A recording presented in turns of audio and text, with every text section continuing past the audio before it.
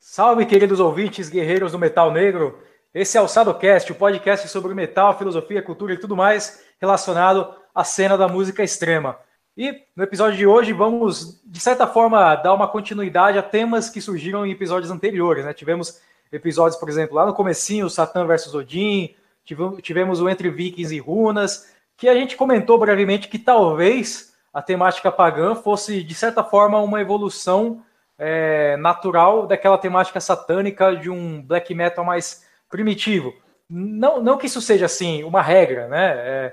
A gente cogitou isso porque, por exemplo, né, algumas cenas que tinham uma imagem um pouco mais satânica, até algumas bandas passaram a tratar de temas mais assim pagãos e coisas assim do tipo.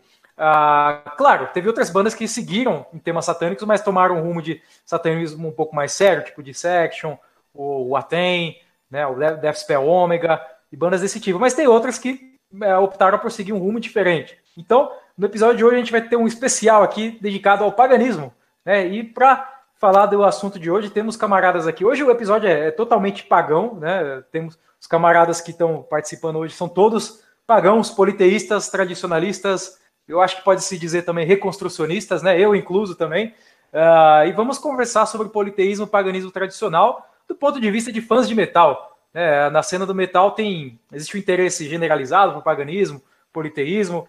Eu acho que cabe lembrar, por exemplo, aquele festival famoso, né, que tem aqui em São Paulo, o Thor Hammerfest, que tem uma temática pagã, que é bem popular até, traz algumas bandas de Viking Metal para cá. Então a gente vai tratar desse tema hoje, né, e do ponto de vista até de diferentes panteões aqui, temos seguidores de diferentes panteões. Então, para fazer a apresentação do episódio de hoje, gostaria de apresentar para vocês o membro da equipe do SadoCast, conhecido de vocês, um deus grego que foi aprisionado e torturado por Zeus, Prometeu. Seja bem-vindo e faça aquela recomendação hoje. Opa, salve aí, camarada. Já estava com saudade aqui de participar do SadoCast e quero recomendar para vocês hoje um som que é manjado para muitos já, um clássico, mas que a gente sempre volta para os clássicos, né? Que é o Nocturnal Mortum. O álbum, para mim, deles é talvez um dos melhores, o Lunar Poetry, e tenho escutado bastante esse álbum aí. Acho que ele cabe muito bem aqui na temática que a gente vai falar hoje, apesar dela ser, ao meu ver, mais solar do que lunar, como é o nome do álbum, né? Mas vamos nessa. Tá aí já uma recomendação interessante para começar o episódio, né? Porque, se eu não me engano, não sei, Prometeu, se é ou não é, você me corrige aí depois, se não for, o Nocturnal Mortum fazia parte daquele círculo que foi criado ali no leste europeu nos anos 90, né? A Pagan Front. Acho que tinha um site até antigamente. Eu li um pouco sobre essa Pagan Front naquele livro sobre a história do NSBM, que é um livro de um autor italiano, aquele Lupi Tralepecore, né? E tem um capítulo dedicado, né, para a cena do leste europeu que fala da Pagan Front. Eu acho que o Nocturnal Mortum faz parte dessa cena. Você sabe? Cara, não sei te dizer muito bem, mas eu já ouvi falar também da cena do leste europeu, mas eu só conheço mais as bandas mais manjadas mesmo. Nocturnal Mortum, Graveland.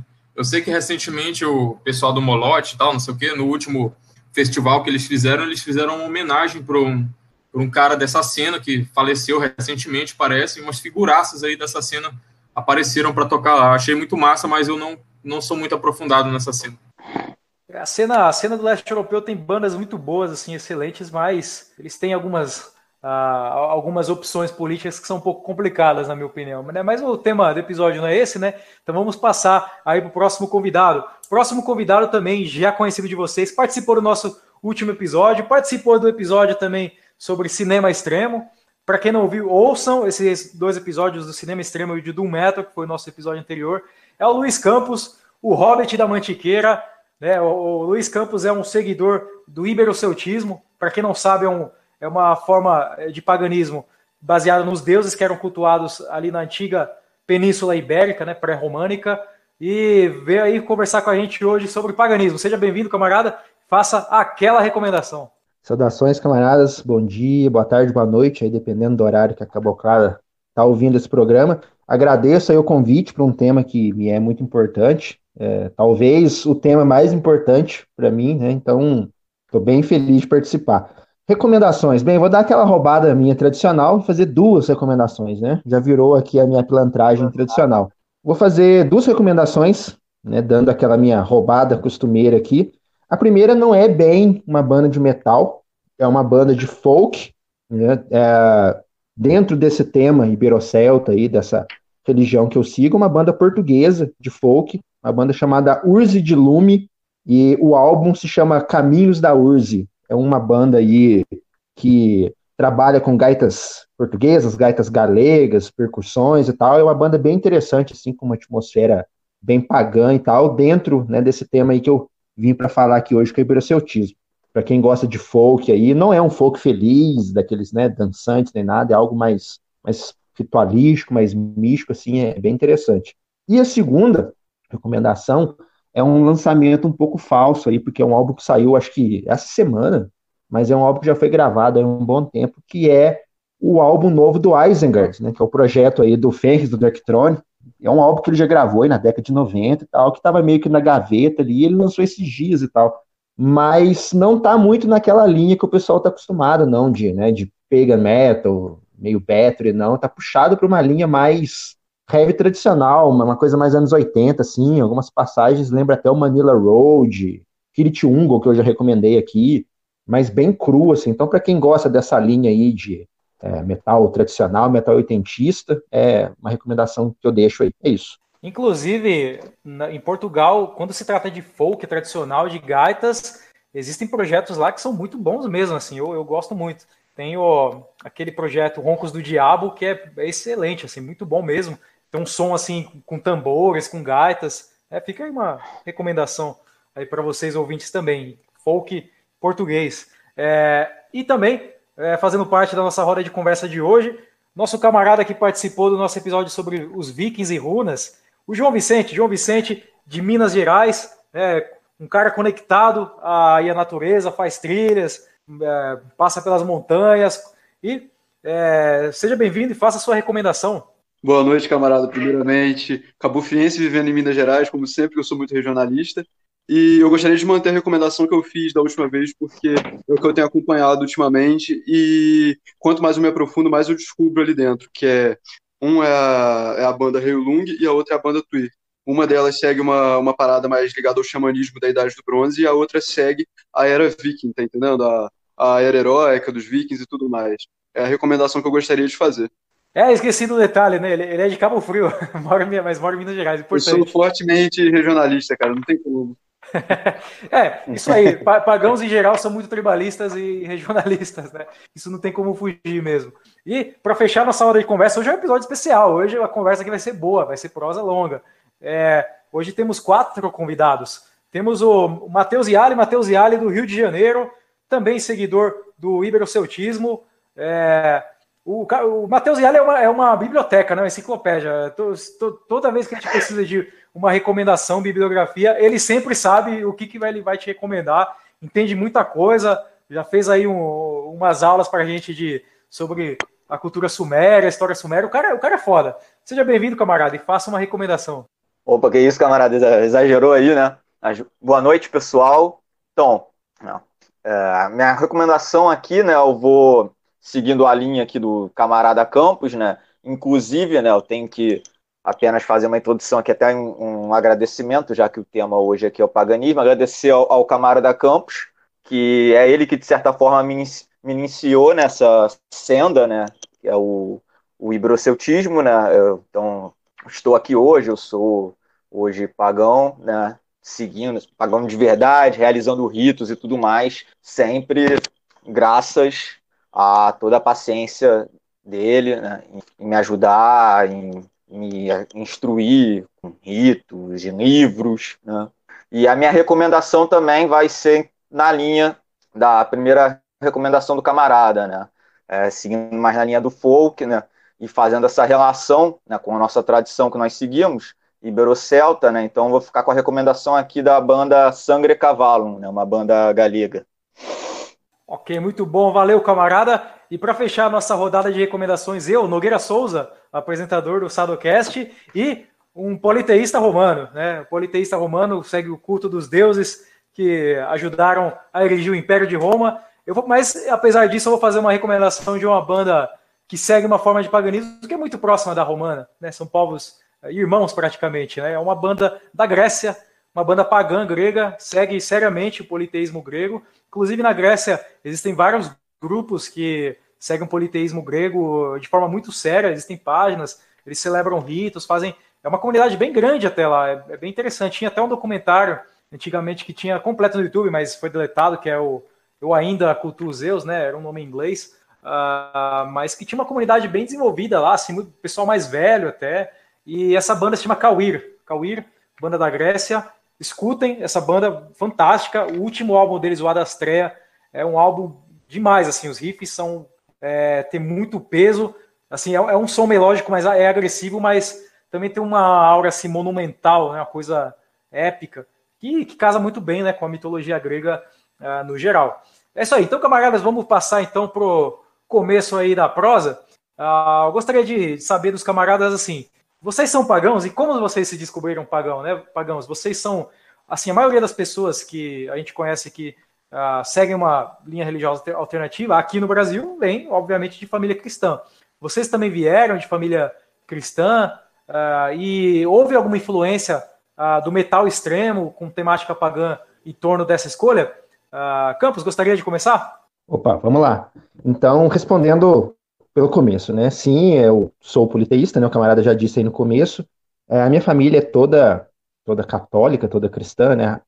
Principalmente a parte da família materna, quase toda é de origem portuguesa, né? Então tem toda uma devoção à Nossa Senhora de Fátima, aquela coisa, né? Como todo mundo que está ouvindo pode imaginar, né? Aquele típico português, aquela típica portuguesa extremamente religiosa, extremamente católicos, né? Então é aquele tipo de família, aquele clichê mesmo. E sobre a influência do metal extremo, sim, teve, com certeza, né? Eu sempre me interessei por religiões desde pequeno, assim, quando era bem jovenzinho, inclusive, fui da Igreja Católica, né, por influência familiar, fui coroinha, fiz a primeira comunhão, crisma não, fiz só a primeira comunhão. E quando eu comecei a me interessar por metal, isso na década de 90 ainda, eu sempre gostava, né, e todo moleque, toda criança começa com aquelas bandas de sempre, né, Black Sabbath, Iron Maiden e tal. E eu já me interessava ali pelas letras de música mais, falavam mais de mitologia, mais de coisas históricas, né? Aquele chamado de antiguidade e tal. E sempre gostei de ler também, né? Tanto que depois, mais velho, me formei em história e tal. Então tem esse apego, mas era só uma curiosidade de leitura, de nerd, né? De RPG e essas coisas. Mas acho que o grande momento de virada, assim, foi quando eu perdi meu avô materno, que era um cara que trazia essa questão de tradição portuguesa para a família. Apesar de ser católico, de ser cristão, ele trazia muito forte a questão folclórica mesmo, né, de danças, ele era do Minho, né? Então ele trazia toda essa questão das danças e da música. Então, assim, eu não ligava para isso antes dele morrer, mas naqueles momentos estranhos de adolescente, né, eu comecei a prestar atenção nas coisas que ele falava depois que ele faleceu. E eu comecei a me reaproximar de algo que eu negava, que era justamente essas raízes familiares, história portuguesa, cultura portuguesa, passado português e tal. E um álbum, né, nessa época, finalzinho dos anos 90, assim, basicamente o que eu escutava eram os estilos mais extremos de metal, né? Black, Death, Doom, alguma coisa de Gothic Metal e tal. E caiu na minha mão um álbum que acho que todo mundo deve conhecer, que é o Wolfheart do Municipal, né? Talvez aí a banda mais famosa do metal português. E ali você tem duas músicas sobre duas divindades lusitanas, sobre duas divindades iberoceltas, né? A Trebaruna e a Tegna. E eu escutei aquilo e me chamou atenção, né? Que diabo é isso, né? Que isso, esses nomes aqui? Politeísmo lusitano. Se hoje em dia ele já é pouco difundido, imaginem isso lá por volta de 97, 98. E aí eu fui atrás, tentando descobrir, não achava material, né? Eu não tinha acesso à internet na época. E depois de muita caçada, me caiu na mão o livro do Leite de Vasconcelos, os livros dele sobre... não são exatamente livros sobre politeísmo, são livros mais sobre, talvez, uma arqueologia, uma etnologia, ou algo assim. Mas ali foi a ponte de entrada para mim. Mas até esse momento era só um estudo, uma curiosidade.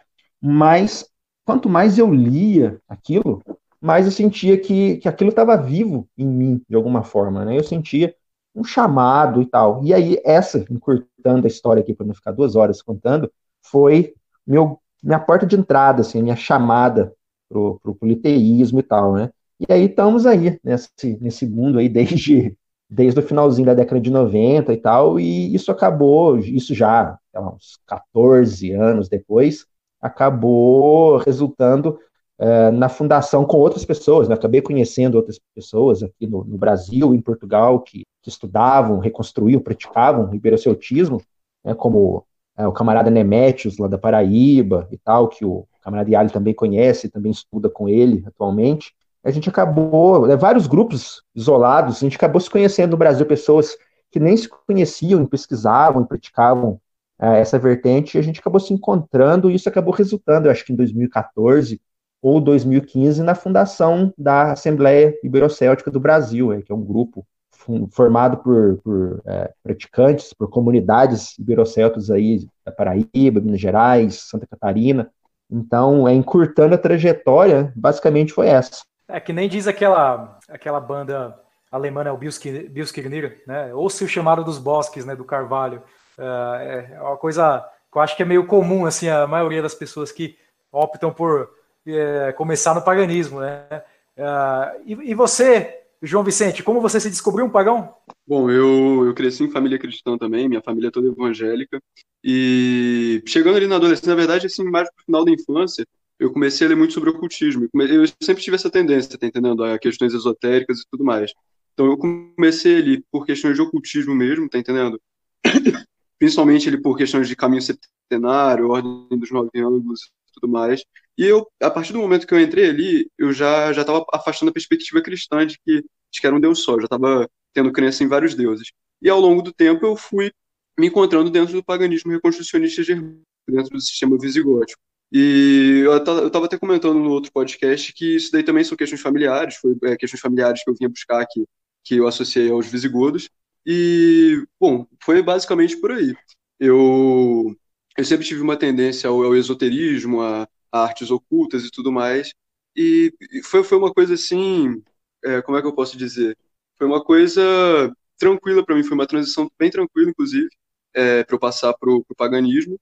Só que eu ainda tenho forte tendência aí pro lado do ocultismo, pro lado da gnose e tudo mais. É o que eu aplico nos meus estudos. Até o camarada estava conversando sobre grupos e tal. Apesar de eu conhecer pessoas que praticam o paganismo visigótico, eu não faço parte de nenhum grupo, nem nada disso. Até tenho vontade de entrar, mas eu faço uma coisa mais individual, porque eu aplico muito da minha visão de ocultismo dentro do paganismo e do politeísmo no geral. Mas eu fui criado em família cristã, cara. Eu acho que eu sou igual todos vocês aqui. Só que para mim foi uma transição fácil, inclusive mudar de visão da visão cristã para a visão pagã. Eu acho que, sei lá, eu sempre tive uma tendência forte para isso mesmo, pro lado do politeísmo. E, bom, no básico é isso daí que eu tenho para comentar sobre essa questão. Eu falei bastante, inclusive, no último podcast, exatamente sobre esse tipo de transição. É meio conflituoso com família, essas coisas assim, até porque o nosso tipo de paganismo não é nem um paganismo que é conhecido hoje em dia, tá entendendo? Não é uma coisa que os nossos pais vão saber pela TV, igual o Ica, Asatru, essas coisas assim. Então é muito complicado para se explicar certas coisas, como que ele entra totalmente na nossa vida, como que isso cria um vínculo com o solo, com o nosso sangue e tudo mais. Mas, pô, foi um processo tranquilo para mim. E você prometeu, você veio de família cristã também, né? Pelo seu engajamento com Bestial War Black Metal, eu imagino que o metal deve ter tido uma influência muito chave, né, para você. Com certeza, cara, com certeza. Como o camarada falou, acho que é o caso de todos nós, né, cara? Desde muito cedo eu sempre fui rodeado de mitologia, de mundos fantásticos. Eu sempre fui uma criança questionadora, sabe? E por vezes eu até me sentia mal quando eu questionava a religião cristã da minha família, né? Porque eu, assim como vocês, eu também venho de uma família bastante religiosa, minha família católica. Mas agora, com uns 11, 12 anos de idade, já tendo contato com metal, assim, o Bestial War Metal aí teve um papel-chave, realmente. Eu rejeitei o cristianismo, mas nunca fui um ateu no sentido moderno da palavra, né? Eu fiquei procurando a verdade por um tempo. Aliás, ali foi o início da minha busca pela verdade. de fato, é uma jornada para a nossa vida inteira, né? E com uns 13, 14 anos, eu me voltei àqueles mitos e histórias que me fascinavam quando eu era criança, que me davam aquela sensação inexplicável de mistério e grandeza ao mesmo tempo. Eu me considero um pagão desde aquela época, e assim como o camarada João, eu também sempre me interessei pelo estudo do ocultismo, até porque eu tenho uma bisavó, que ainda está viva, que era iniciada numa ordem esotérica. Então, eu acho que está no sangue nessa busca por uma verdade metafísica fundamental. Mas, enfim, a minha história com o paganismo já faz mais de uma década aí que isso aconteceu, e hoje em dia, por conta da minha ascendência, eu sou muito mais voltado ao estudo da fé romana, dos helenismos, assim como o camarada Nogueira, que vem auxiliando bastante nesse estudo, e do paganismo céltico, né, com o camarada Campos aí, tem uma página genial com outros camaradas, que também sempre acompanho. É uma temática que me fascina desde criança e sempre preencheu minha imaginação.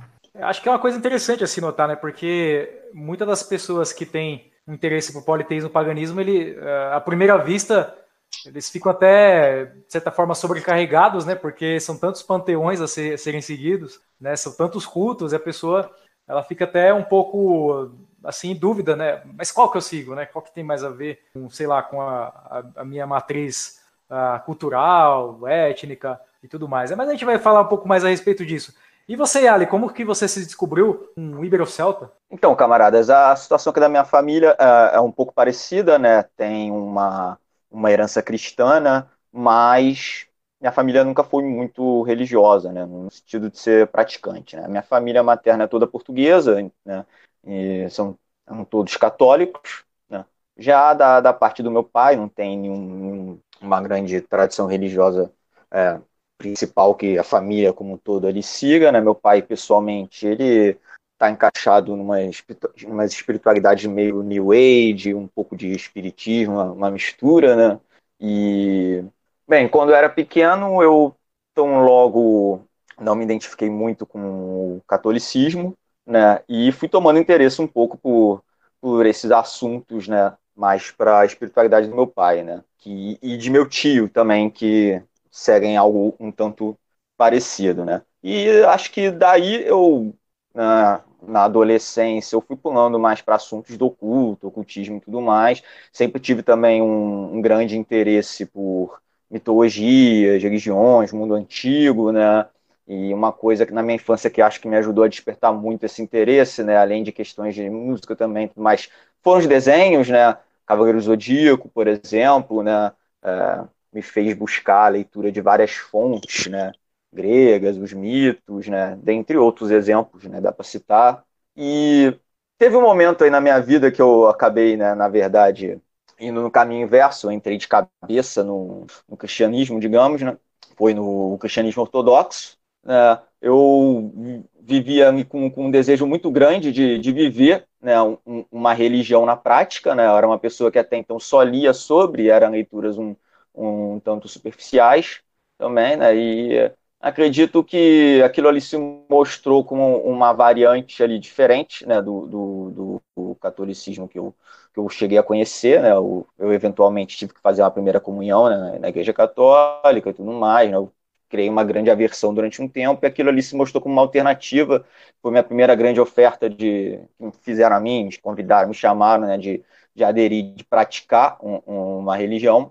Então, eu caí fundo nisso, mas, ao mesmo tempo, foi nessa época que, conhecendo os camaradas, né, eu também fui adentrando em outras leituras e me aprofundando, né, em leituras sobre outras tradições religiosas, em leituras mais acadêmicas também, e autores tradicionalistas, né, o Evan, Algernon, um Eliade e tudo mais, né, e com o tempo, né, tentando conciliar essas leituras, né, e todos os questionamentos que elas me traziam, não, com a minha vivência ali na igreja, eu comecei a chegar uns becos sem saídas, né, teológicos e tudo mais, pelo menos na minha perspectiva, né, claro, outras pessoas aí cristãs vão julgar de outra forma, né, mas eu achei que não dava mais para mim, né, foi numa época também, né, uma coisa que me atraiu muito, à primeira vista, né, nas tradições politeístas, foi uma questão do culto aos ancestrais, né?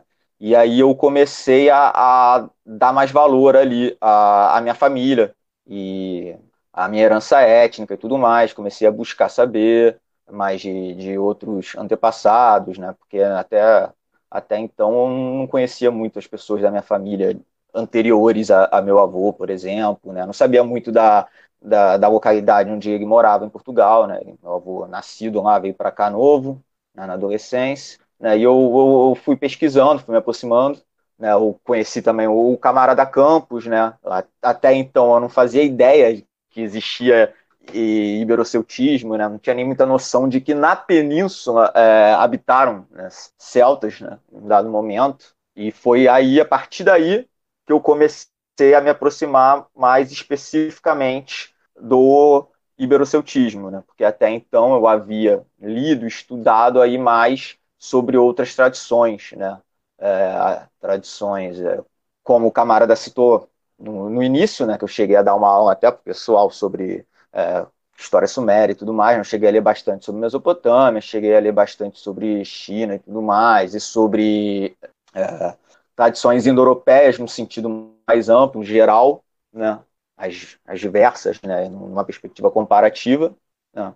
Mas foi entrando em contato, né, com esse material todo ibero-celta apresentado a mim pelo camarada Campos que eu tomei essa decisão de vez de seguir o iberoceltismo, né, sentindo um certo chamado pelas minhas raízes ancestrais, pesquisando, olhando fotos das localidades, né, coisas que eu cheguei a sonhar e depois conferir, e era aquilo ali mesmo, né, entre outras coisas, né, e o curioso é que, bem, né, tem mais ou menos um ano que eu comecei nessa senda do iberoceltismo, né, isso muito ligado à família do meu avô, né, estudando essas raízes portuguesas, e, né, passados um ano, né, ele veio a falecer, né, hoje mesmo fazem 4 meses, né, e cá estou eu, né, prestando honra a ele, né, fazendo culto aos ancestrais devido, né, como pede a tradição,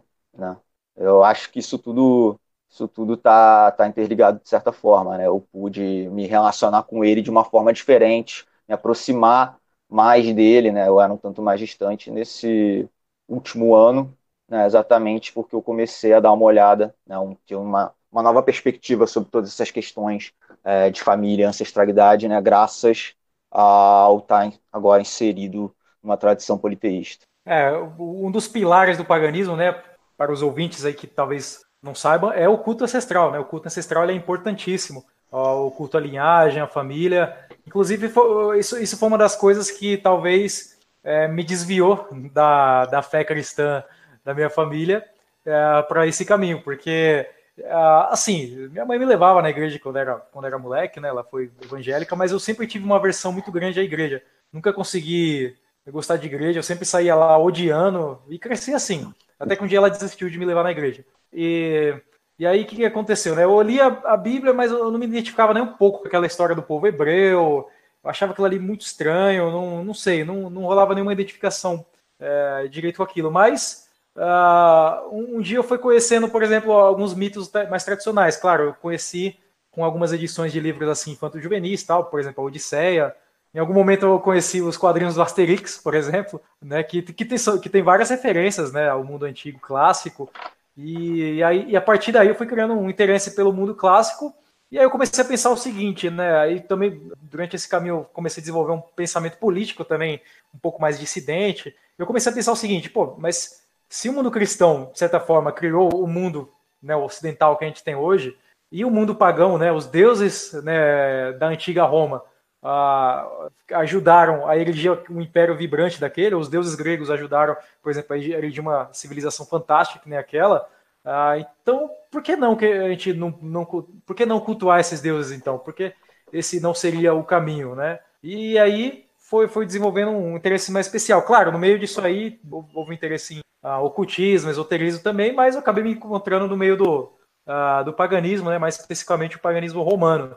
Antes disso, eu cheguei a visitar, eu tive interesse breve também por religiões orientais, tipo taoísmo, cheguei a visitar um templo, mas aquilo ali me parecia muito distante culturalmente, né? Então, pelo meu interesse, né, pela antiguidade romana, por literatura clássica, latim, grego, eu acho que eu acabei caindo, né, no culto romano e estou aí hoje, né? Eu acho que deve fazer uns 3 anos já que eu devo seguir um paganismo romano. Pratico, faço os ritos. Né? Quando eu fiz o meu larário em casa, né? O larário ele é o altar doméstico, né? Todo pagão romano ele precisa ter um altar doméstico em casa para celebrar os ritos e as datas. E aí eu lembro que quando minha mãe, meus pais assim viram, né, aquele altar assim, achando que era macumba, que eu tava indo para macumba, coisa do tipo, né? Mas não era, né?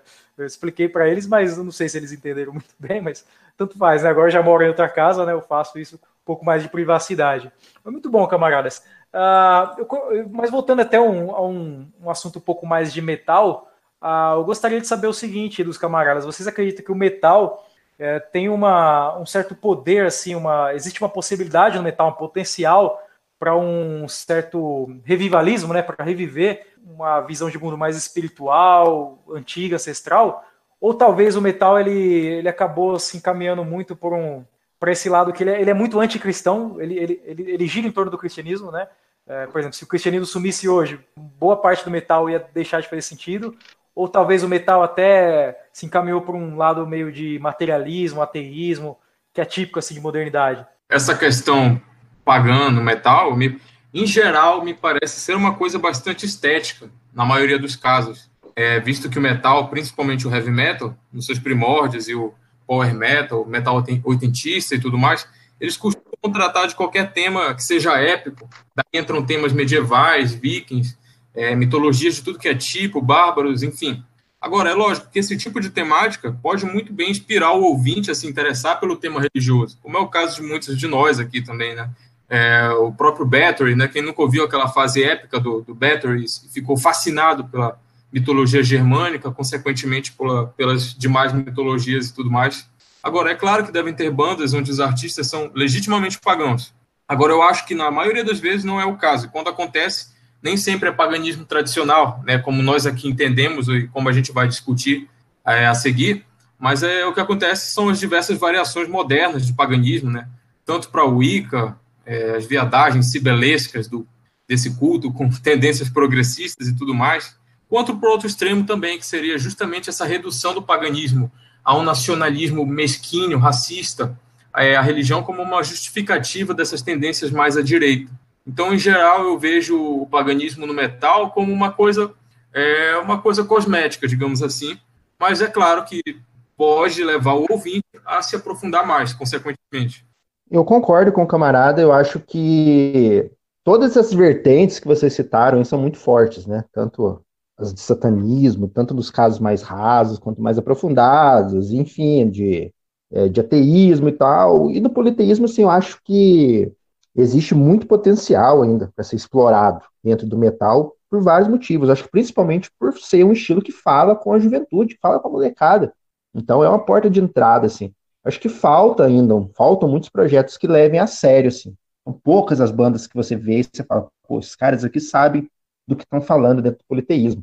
O camarada Nogueira citou o Kavir aí, né? A banda grega, assim, é um exemplo assim que eu acho maravilhoso de banda que você sabe do que você vê que eles sabem do que estão falando em termos de letra, em termos de estética, em termos de melodias folclóricas, é um pacote completo ali, né? Então, tem muita coisa para ser feita, deveriam ter mais bandas sérias de todas as vertentes, inclusive até aqui no Brasil, de vertentes religiosas que não são monoteístas, né? São os politeísmos típicos brasileiros aí, não só os indo-europeus, né, mas os de origem indígena, de origem afro-brasileira, falta, sabe? Falta gente que estuda.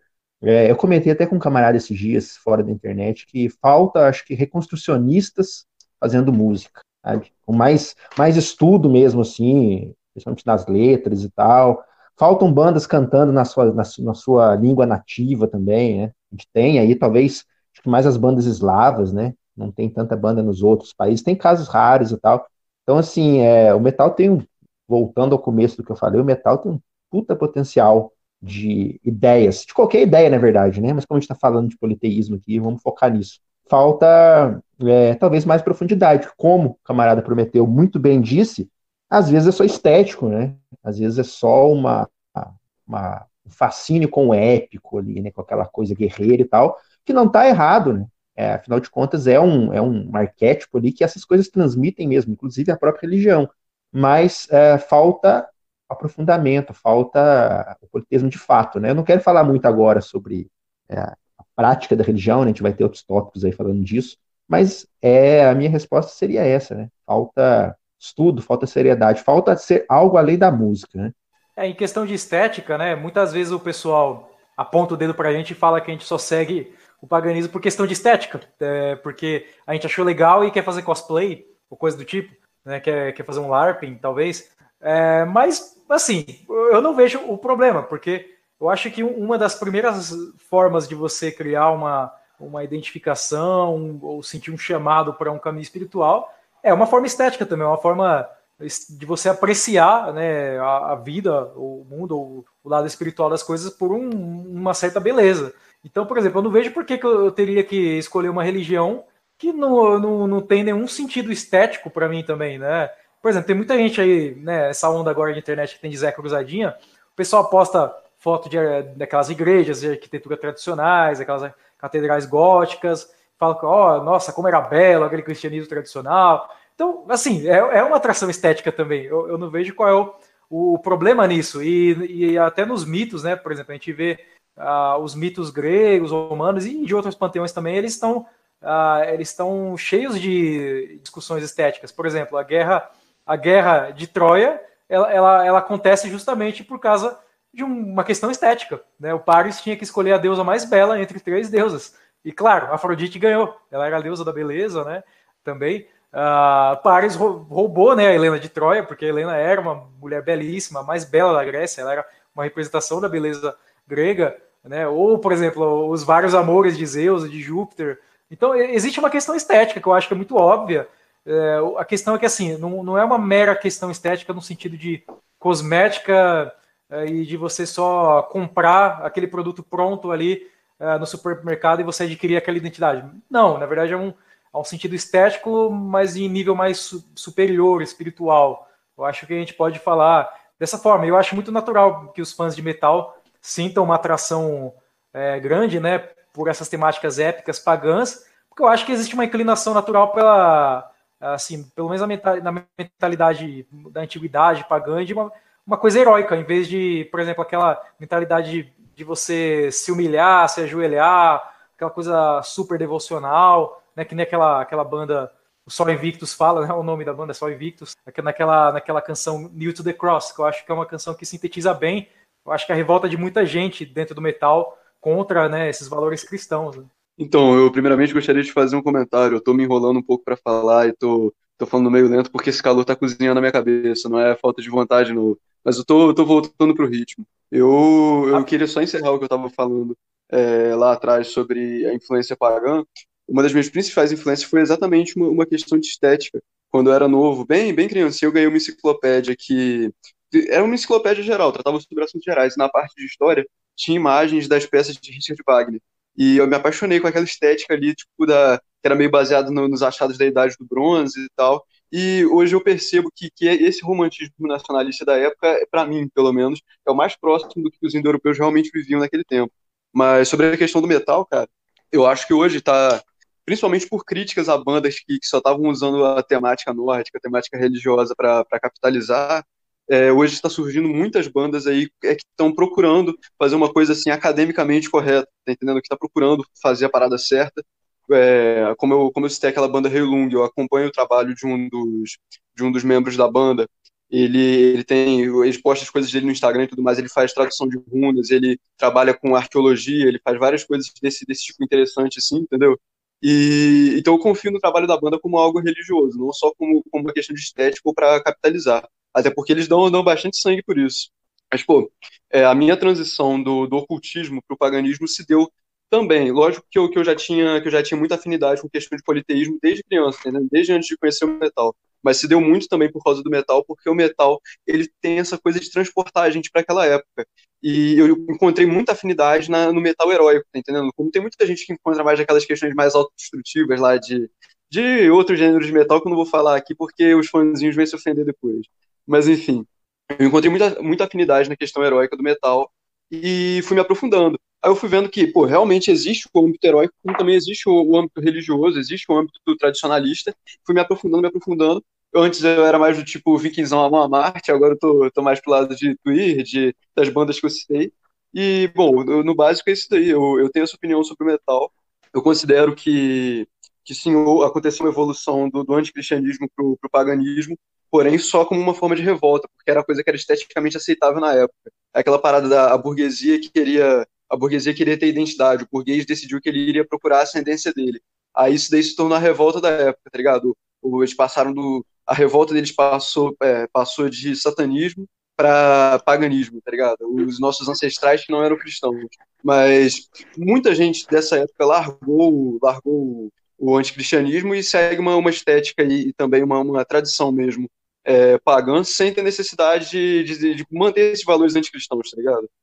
Segue uma parada que é tribal mesmo, tipo, eu tenho minhas ideias aqui, eu tenho minha comunidade e que se dane o que você tá fazendo pra lá, tá ligado? Eu acho que grande parte uma coisa que acho que tem propagado muito a igreja entre os jovens é exatamente essa mania de alguns metaleiros de estar sempre pregando anticristianismo, às vezes até mesmo sem motivo. É isso. Eu acho que passou. Acho que é o momento, né? Eu acho que os camaradas aqui que seguem o paganismo mais sério, todos nós aqui, eu acho que já transitamos do anticristianismo, que é aquela revolta emocional contra o cristianismo que a gente tem quando é mais novo, pro acristianismo. Nós não somos cristãos, o cristianismo está lá, nós não nos importamos muito com o cristianismo, mas isso é um passo que eu acho muito necessário para os politeístas mais sérios. É necessário superar esse anticristianismo emocional. Eu mesmo Caminhar passei para um por essa fase também acristianismo. na adolescência. Eu tive essa fase rebelde, tá entendendo?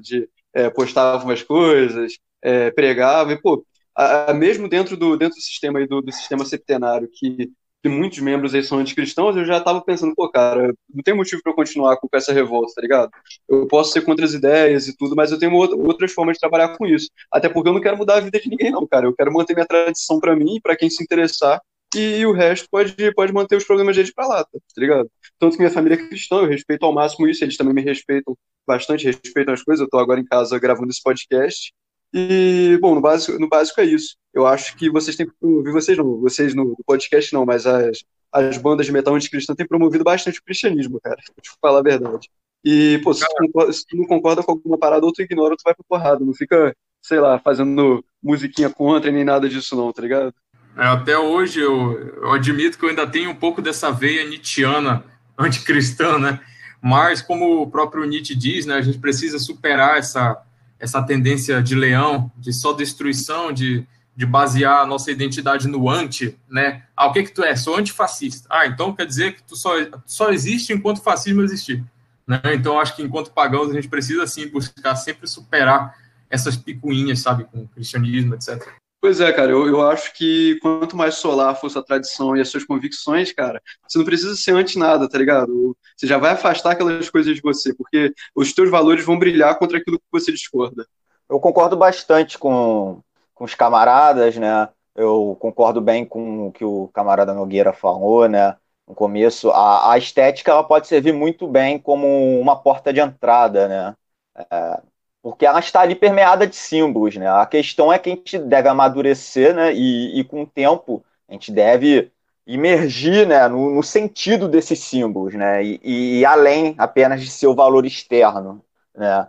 E esse apego muito grande, né? Ao elemento do épico, do heróico, né? É uma coisa muito comum, né? Em nós, jovens, né? A gente vai encontrar na música e tudo mais, no metal, né?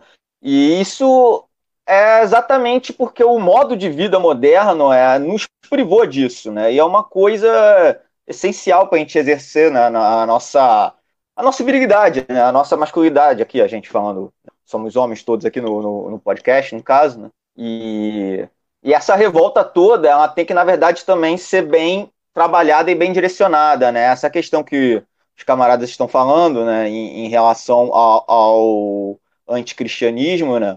É muito perigoso você se definir tão somente como uma negação do outro, né? Porque é exatamente como o camarada Prometeu falou, né? É basicamente afirmar que, bem, se não houvesse cristianismo, então não haveria gente também, né? Como se não houvesse fascismo, a gente não haveria também, né? No caso dos antífas, e por aí vai, né? Esse é o problema, né? Se definir apenas como uma negação do outro. Creio que o camarada João Vicente colocou muito bem isso aí, né? Se você afirma, se é um politeísmo, você afirma seu valor positivo, você é um sol, você ilumina, né? Não é meramente uma lua que reflete, né? Você é sol, é solar, pagão solar, né? Viril. É isso aí. E ainda nesse sentido, eu gostaria de saber uma outra coisa, que eu acredito que os ouvintes devam estar muito curiosos a respeito disso, porque a gente aqui se afirma pagão, então eles devem se perguntar, nossa, mas vocês realmente acreditam nesses deuses, que eles existem de fato?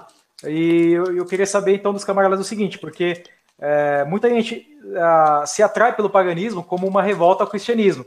Só que existe um pensamento esse pensamento meio binário de ser anti, porque, por exemplo, se você nega Deus no cristianismo, então você negaria qualquer Deus, né? Iria num tipo de ateísmo. E às vezes as pessoas têm uma visão do paganismo como se fosse um culto, assim, praticamente ateu, que você, na verdade, está cultuando só a natureza. Acho que muita gente aí neopagã vai para esse caminho. Então, qual que é, então, o caminho do politeísmo tradicional? É a crença nos deuses como entidades reais? Ou, na verdade, é um culto à natureza, um panteísmo? Esse é um assunto que me exalta, assim, sabe? Eu vejo uns politeístas aí com uns papinhos, ou uns neopagãos, né? Com esses papinhos de pior do que força da natureza. As egrégoras, deuses são egrégoras. Eu fico puto com esse papo de egrégoras, representações de força da natureza. Isso os antigos eram primitivos que viam as fenômenos da natureza e sacralizavam esse fenômeno e tal. Isso é um preconceito do homem moderno, né? O cara é atrasado, ele não conseguia elaborar aquilo ali e tal. Ou então, outras vertentes que existem aí, né, de quase que uns filo-ateístas, né, que seguem aí uns certos músicos europeus aí, que tudo representa a placenta, o corpo humano, e símbolos não sei do que. Eu acho que as pessoas têm vergonha, e baseado, assim, como eu disse, num preconceito contra o antigo, e é curioso, porque algumas dessas pessoas se auto-intitulam de tradicionalistas, né? Vergonha de enxergar e admitir os deuses enquanto entidades, enquanto seres que existem, né, em outros lugares, ou na natureza, enquanto algo plasmado por esses deuses, né, não enquanto divindade em si. Acho que essas pessoas têm vergonha disso. Então, respondendo de maneira clara, para mim, sim, os deuses existem, os deuses são seres, né, são entidades diferentes da gente, né, são, indo para um lado mais filosófico, aí, seres que dividem entre eles esse divino, né, essa fonte que está além da gente, mas que plasma a gente, e eles bebem, né, dessa fonte e são invocados e cultuados aí por nós, né? Então, ou você, agora eu vou ser um pouco radical, talvez algumas pessoas se ofendam aí, mas quem não acredita nos deuses enquanto deuses, né, enquanto entidades, quem não cultua os deuses enquanto entidades, não é politeísta. Simples assim, curto e grosso. É isso. Eu acho também que as pessoas têm uma noção muito amarrada de Deus com o cristianismo, né? Como o próprio Nogueira falou aqui anteriormente, quer dizer, então, que se você rejeita o Deus cristão, qualquer outra religião que você abraçar já se torna uma coisa moderna, né? Uma coisa simbólica, uma coisa lavei, digamos assim, uma coisa psicologizada, né? Deuses se tornam meras características humanas, características da natureza, mas não, na verdade, os deuses são sim, como o camarada Campos falou, são seres diferentes de nós, seres em planos diferentes dos nossos, mas planos que estão sobrepostos na nossa realidade. Então, eles coexistem conosco ao mesmo tempo. O que é muito diferente, no caso, é como o pagão tradicional vê a própria religião em relação a como o cristão vê, por exemplo, né? Eu sinto que, na época que eu era cristão, né, quando eu era criança e tudo mais, tudo parecia sempre, sabe, esse grande debate acerca do que é Deus, como ele opera no mundo. Os teólogos cristãos ficam debatendo sobre essas minúcias de como a igreja tem que interpretar isso e aquilo da Bíblia. Essas discussões criaram brigas e até divisões dentro do corpo da igreja, criando vertentes diferentes e tal. Enquanto que no paganismo não tem tanto disso, assim, né? Por mais que todos nós reconhecemos a existência dos deuses, mas o camarada Nogueira pode ver tal Deus de uma maneira diferente que eu vejo, E não é isso que gera uma racha entre nós dois. Na verdade, nós somos unidos todos por uma coisa, que é o mito, e que é a repetição dos ritos, tais como eles são preservados desde o começo dos tempos. Nesse sentido, né, o paganismo ele se foca muito mais nessa prática, enquanto o cristão tem mais essa questão, né, sei lá, uma questão teórica, digamos assim, né? Como curiosidade, e falando um pouco sobre, eu estava falando antes, sobre a mentalidade do homem moderno, e curiosamente sobre muitos desses que se chamam politeístas, né, desses idiotas que acreditam em egrégoras e esse tipo de babaquice, um filósofo antigo, que é considerado por muitos como, sei lá, o pai do materialismo, ou um cara que era ateu, como um Demócrito, por exemplo, apesar de tudo, né, e sim, ele foi um cara que influenciou o materialismo atual e tal, né, muitos materialistas, muitos ateus beberam em coisas que ele escreveu, principalmente na questão do atomismo e tal, mas o Demócrito ele era um cara que ele acreditava nos deuses, né? Ele só achava que os deuses habitavam num espaço diferente do nosso, como eu disse, só que nesse espaço eles não poderiam influenciar no nosso mundo, ou simplesmente não queriam influenciar no nosso mundo. Estavam lá e não estavam nem aí pra gente. Eu discordo disso, obviamente. Mas para vocês verem, né, para os ouvintes refletirem sobre isso. Um cara que é considerado um materialista, de certa forma ele era um materialista, né, de uma concepção diferente do que o materialismo é hoje, mas mesmo esse cara acreditava nos deuses, né? Então veja bem, né? E muitos de que se dizem politeístas hoje em dia não acreditam, né? Então os ouvintes pensem, reflitam sobre isso, né? É isso. É um ateu no sentido tradicional da coisa, né?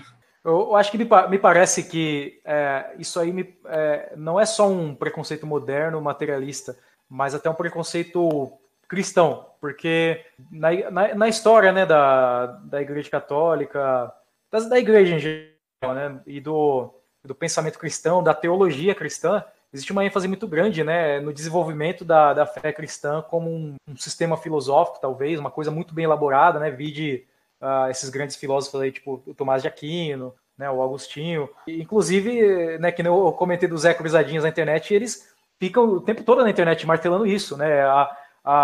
Uma das justificativas que eles acreditam que o paganismo é um culto já ultrapassado, inferior, que já morreu, é que os pagãos só estavam endeusando aspectos da natureza e que a fé cristã não, ela é superior porque ela se desenvolveu por um pensamento mais filosófico, mais abstrato, mais transcendente, mas quando na verdade não era bem assim. Entre os próprios pagãos já existia um pensamento filosófico, teológico muito bem elaborado, embora não fosse uma coisa monolítica, né? Na igreja existe uma questão de ortodoxia, né? Que é a fé correta, né? É um dogma correto, né? Orto de correção, né?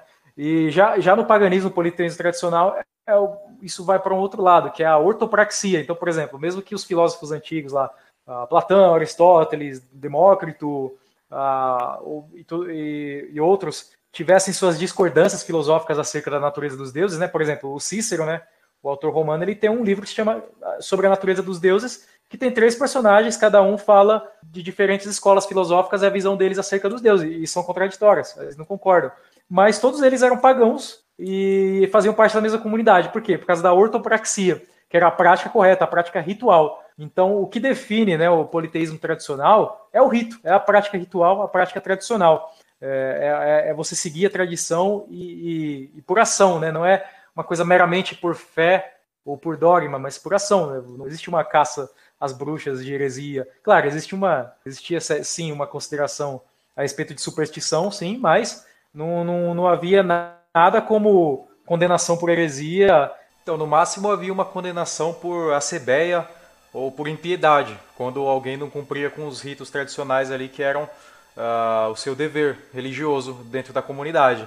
Por exemplo, Sócrates, né? Na apologia do Sócrates, uma das condenações contra o Sócrates é que ele tinha cometido assebeia, ele não acreditava nos deuses e não realizava os ritos. Essa foi uma das acusações contra ele.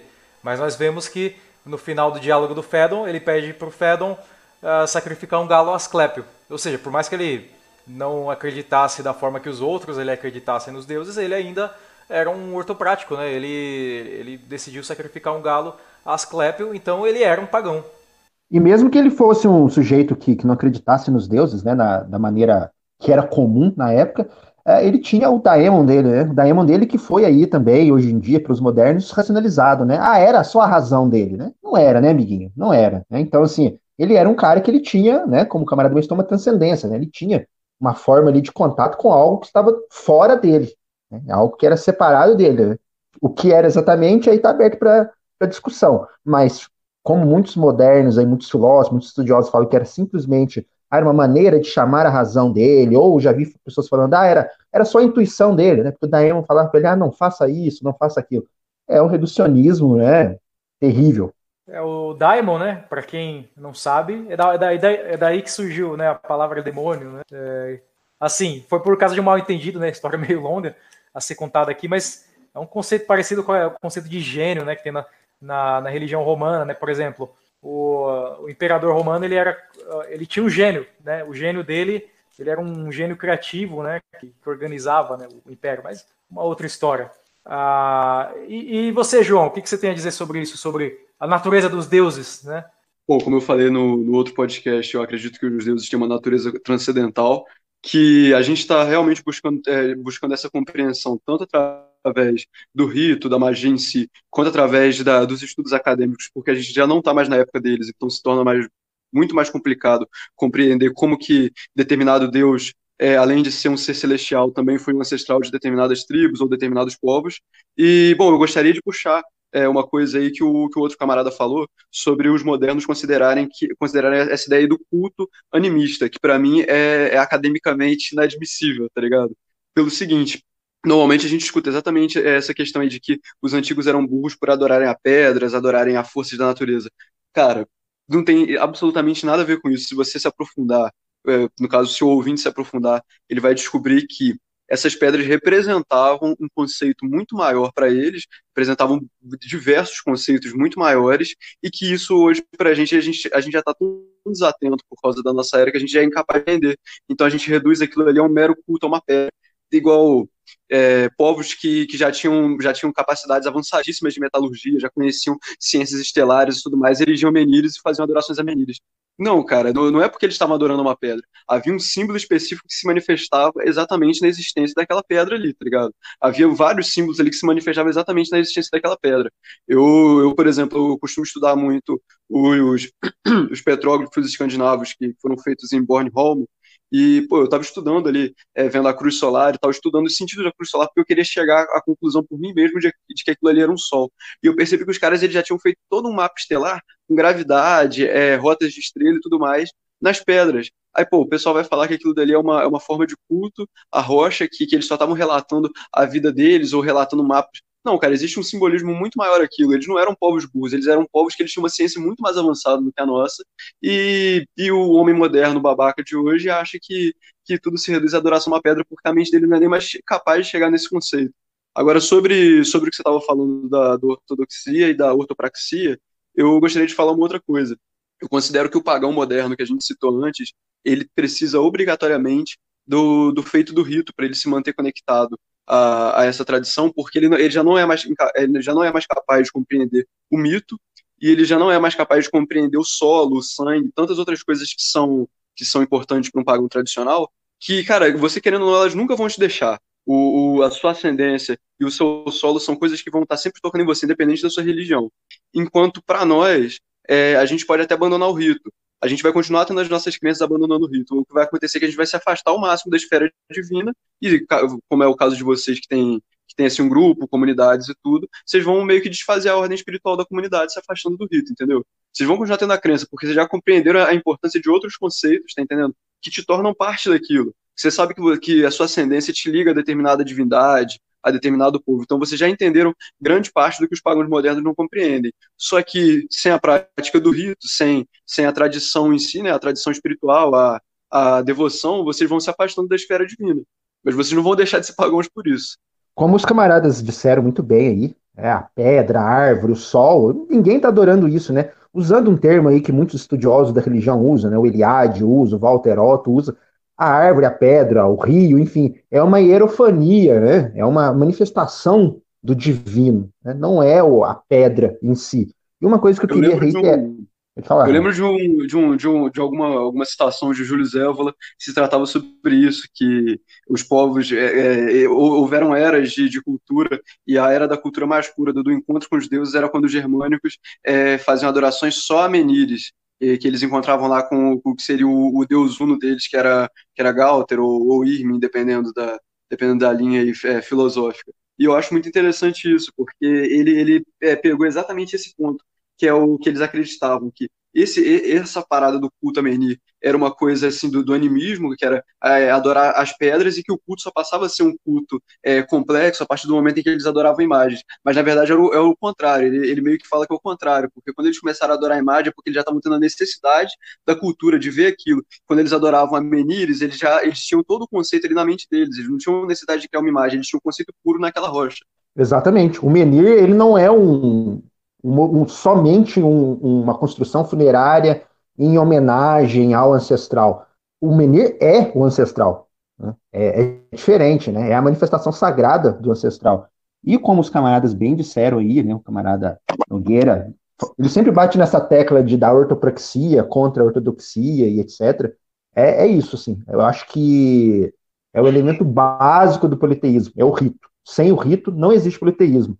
O rito, ele é a revivência, né, a celebração do mito. O mito existe novamente quando o rito é feito. Então, se o sujeito não faz rito, ele não é politeísta. Como está cheio de garotinho aí, pseudo-intelectual, que leu Platão pela primeira vez na vida e se acha guru do politeísmo, fica o dia inteiro escrevendo texto na internet, orientando, e não faz rito. Não adianta. Não tem. Você não é politeísta, você é um estudioso, no máximo.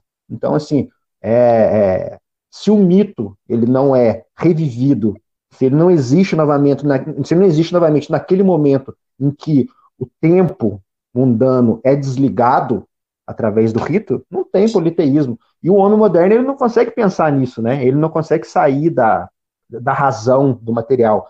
Aí é grande culpa, né? Isso também dá um outro podcast, dá um outro assunto, mas é grande culpa aí, desde, sei lá, talvez desde o iluminismo, de um Kant, de um Descartes, né? Desses caras que separaram o homem do mundo.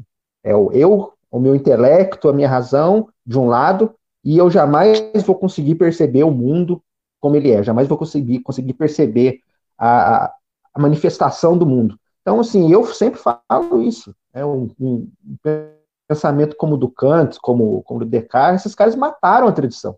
Esses caras são os grandes assassinos da tradição. Jamais negando a razão, jamais pregando o irracionalismo da razão sobre o espírito, sobre o instinto espiritual, quebrou a ponte com a tradição, né? Desacralizou o mundo. Então, eu gostaria de saber dos camaradas o seguinte, porque existem diversas acusações de que os pagãos tradicionalistas, os reconstrucionistas, eles se aproveitam de alguma forma do paganismo para promover, por exemplo, uma política partidária de extrema direita. Só que, olhando bem, parece que o lado oposto também se aproveita muito do paganismo, porque, por exemplo, existe alguns grupos pagãos aí que fazem o seguinte, eles colocam algumas ideias de feminismo, de militância gay, transexuais, e tentam usar os mitos para justificar essas posições políticas que são bem anacrônicas, não tem nada a ver com o que o antigo pagão acreditava ou seguia. Né? Para dar um exemplo anedótico, uma vez eu vi um evento de um grupo celta daqui de São Paulo, eu fui lá, né, para ver como é que era, mas assim, antes de eu chegar para falar com os caras, eu já vi lá um traveco, ouvi umas viadagens, eu falei, pô, zoado, eu fui e voltei para casa. E existem vários grupos assim que fazem esse tipo de coisa, né? Tinha uma irmandade Asatru lá no Facebook, né? Acho que era Asatru Liberdade, uma coisa assim. O que vocês pensam a respeito disso? Esse meio celta, com todas as aspas do mundo, talvez seja o pior mesmo, né? Esse meio neopagão celta. O Asatru também tem uma turminha complicada também, né? A Wicca, que é essa antiga tradição aí, essa antiquíssima religião que foi fundada na década de 60 por um degenerado, né? E é um meio que tem muito isso mesmo, né? Muita desculpa para vício em álcool, em vício em qualquer outra coisa aí, para vícios sexuais, é uma coisa muito ligada aos sentidos. Eu acho que é meio que um círculo vicioso aí, né? Sai da cabeça de um cara que tem problemas, então já sai uma coisa, uma espiritualidade torta ali, uma deturpação da tradição celta, e aí acaba atraindo um monte de gente complicada também, né? Algo que já nasce errado, já tem tudo para nascer errado. E fazendo um gancho aí com o que o camarada Nogueira falou do relato dele, né? Eu já vi uns vídeos aí também, graças aos deuses eu nunca fui, mas de eventos de druidismo, de neodruidismo, que também é uma tradição que me é um pouco estranha, porque é algo muito iniciático, me parece algo meio até meio maçônico, assim, com uma certa influência maçônica, com graus, e a pessoa vai subindo de graus ali, né? E, por curiosidade, né, não há registro da existência de druidas na Península Ibérica, né? Então, o politeísmo lusitano, o bruxeltismo, a gente não tem o elemento de druidas, né? Não tem o druidismo na nossa prática, ainda bem.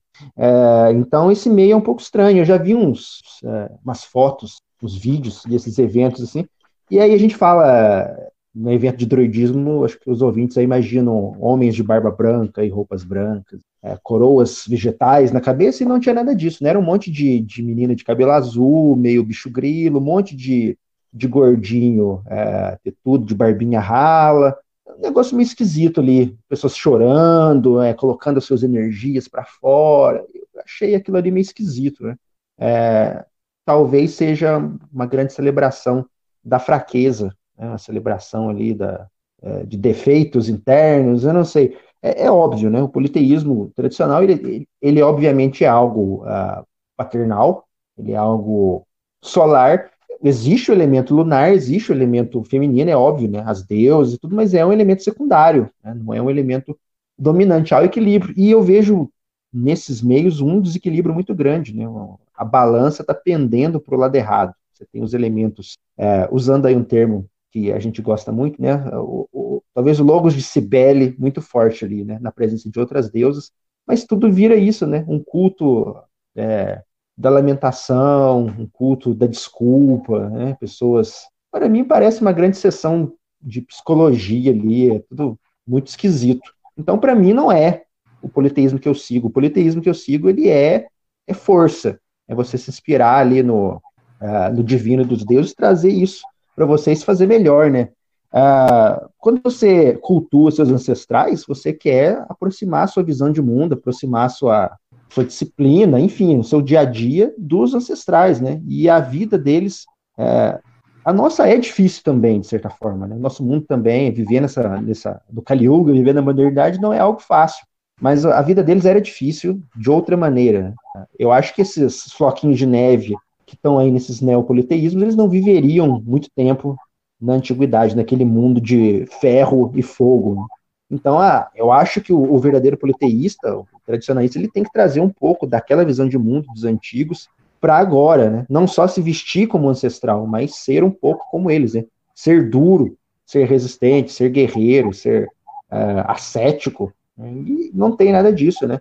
Então, eu acho que toda essa fraqueza, respondendo a pergunta do camarada, que eu já estou falando muito aqui, mas todo esse culto à fraqueza, a celebração da fraqueza, atrai, né, um certo aspecto político, um certo aspecto comportamental, social aí, que, né, alimenta toda essa espiritualidade feminina muito forte, né? Então, se a espiritualidade é fraca, você vai atrair pessoas fracas. É isso. Pegando o gancho do que o camarada Campos falou, eu acho que no mundo a gente tem essa tendência, já em algumas décadas, de uma espécie de arquétipo, logos de Cibele, né, influenciando não só esses aspectos religiosos, mas a política e tudo que permeia a nossa realidade como um todo. E esses grupos neopagãos não são exceção, né? Na verdade, se trata de uma espiritualidade absolutamente lunar, telúrica, cibelesca, se assim eu posso dizer, que tenta se apropriar, na verdade, de tradições que são absolutamente solares, patriarcais, e que, do ponto de vista deles, não, na verdade, não são. Eles têm uma espécie de romantismo por um passado pré-cristão, que seria esse passado onde a igualdade de gênero supostamente existia, e tudo era bonitinho, e blá, blá, blá, e foi o cristianismo que veio trazer o patriarcado. Quando a gente sabe que, na verdade, o cristianismo se apropria, o catolicismo se apropria de muitos elementos que, na verdade, são pagãos, certo? Então, esse pessoal, eles seguem todas essas tendências de, como o camarada Campos falou, de vícios, de entrega a êxtases, materialistas e pensam que a gente vive numa espécie de patriarcado cristão, né, que eles visam combater, e aí eles pegam todas essas tradições do passado e inserem no discurso político deles. Aproveitando um pouco que os camaradas falaram, né, por exemplo, nesses grupos neopagãos, quando eles fazem essas celebrações, né, sempre tem um aviso. Ouvindo alguns eventos do Facebook, eles colocam alguns avisos assim: quem exagerar na cachaça ou tiver com drogas lá vai sair. Então, assim, já é uma coisa suposta de que vai ter uma chapação. E aí, quando você chega lá, eles estão vestidos, né, com aquelas roupas de épocas. É uma coisa bem cosplay mesmo, bem LARPing. LARPing naquele sentido de fazer cosplay. E o pessoal acusa muito, né, os pagãos em geral de fazer LARPing, mas até fazendo uma defesa, de certa forma, de um LARP, mas não LARP no sentido de cosplay, tá? O que eu quero dizer com isso é que todo o rito, né, toda a celebração de rito numa religião, ela de certa forma é você encarnar um papel, você está interpretando um papel de um acontecimento que aconteceu numa era primordial, distante, você está reatualizando isso. Por exemplo, na própria igreja, né, existe isso, né, existe a Paixão de Cristo, existe a Santa Ceia, que é uma reatualização de um mito. E dentro do paganismo isso também é muito claro. Então, quando, por exemplo, os deuses lá naquela era mais primordial, eles pegaram uma matéria caótica, desorganizada, e transformaram aquilo ali num cosmos, né? Cosmos no sentido de organização, um mundo, né? E a gente também, como pagãos que reatualiza esses mitos, a gente pega o que é o do dia a dia, o caótico, o desorganizado, e a partir do rito de uma organização disciplinada, estética, e com uma concentração, a gente traz a ordem também, um cosmos dentro da nossa realidade caótica, e assim a gente se aproxima do divino. E na questão de você, por exemplo, interpretar o papel dos antigos pagãos, se vestir como eles, eu acho que isso é interessante no sentido que o Campos falou, de você pensar naquela era de homens que era de fogo e ferro, você tentar viver as vias dos ancestrais. Mas talvez assim o neopagão ele vai olhar para a gente e falar: mas por que a gente tem que ter os valores deles? Por que a gente tem que fazer de novo como eles fizeram? A gente vive no mundo hoje, moderno, não tem mais necessidade disso, nem nada. Mas não é bem assim, né? Nós, como pagãos, nós temos uma visão de mundo cíclica, não assim de um progresso retilíneo como no cristianismo existe, por exemplo. Então a gente sabe que se a gente pode ver um momento de paz hoje, que é tudo bonitinho e tal, algum momento esse castelo vai cair, algum momento os bárbaros vão chegar nas muralhas, e aí que as vias ancestrais vão mostrar o valor delas, porque por que você tem que recriar uma tradição, né? Por que você tem que construir uma tradição do zero? Você não constrói uma tradição do zero, porque a tradição implica em passar de geração para outra. Então, é aí que a gente se volta para as vias ancestrais e uma reatualização de mitos, né? Eu acho que o caminho é esse. Toda questão de ressacralização do mundo, ela implica que você retorne para o divino que plasmou o mundo, ou seja, que você retorne para os deuses. Então, esse caminho de retorno, ele passa obrigatoriamente pela mentalidade dos ancestrais. Não precisa, obviamente, negar a modernidade na sua totalidade, né? Vamos voltar para a idade antiga, vamos destruir a internet, os aparelhos. Não é isso, né? Mas esse retornar para o ancestral pressupõe o retorno para a visão de mundo dos ancestrais.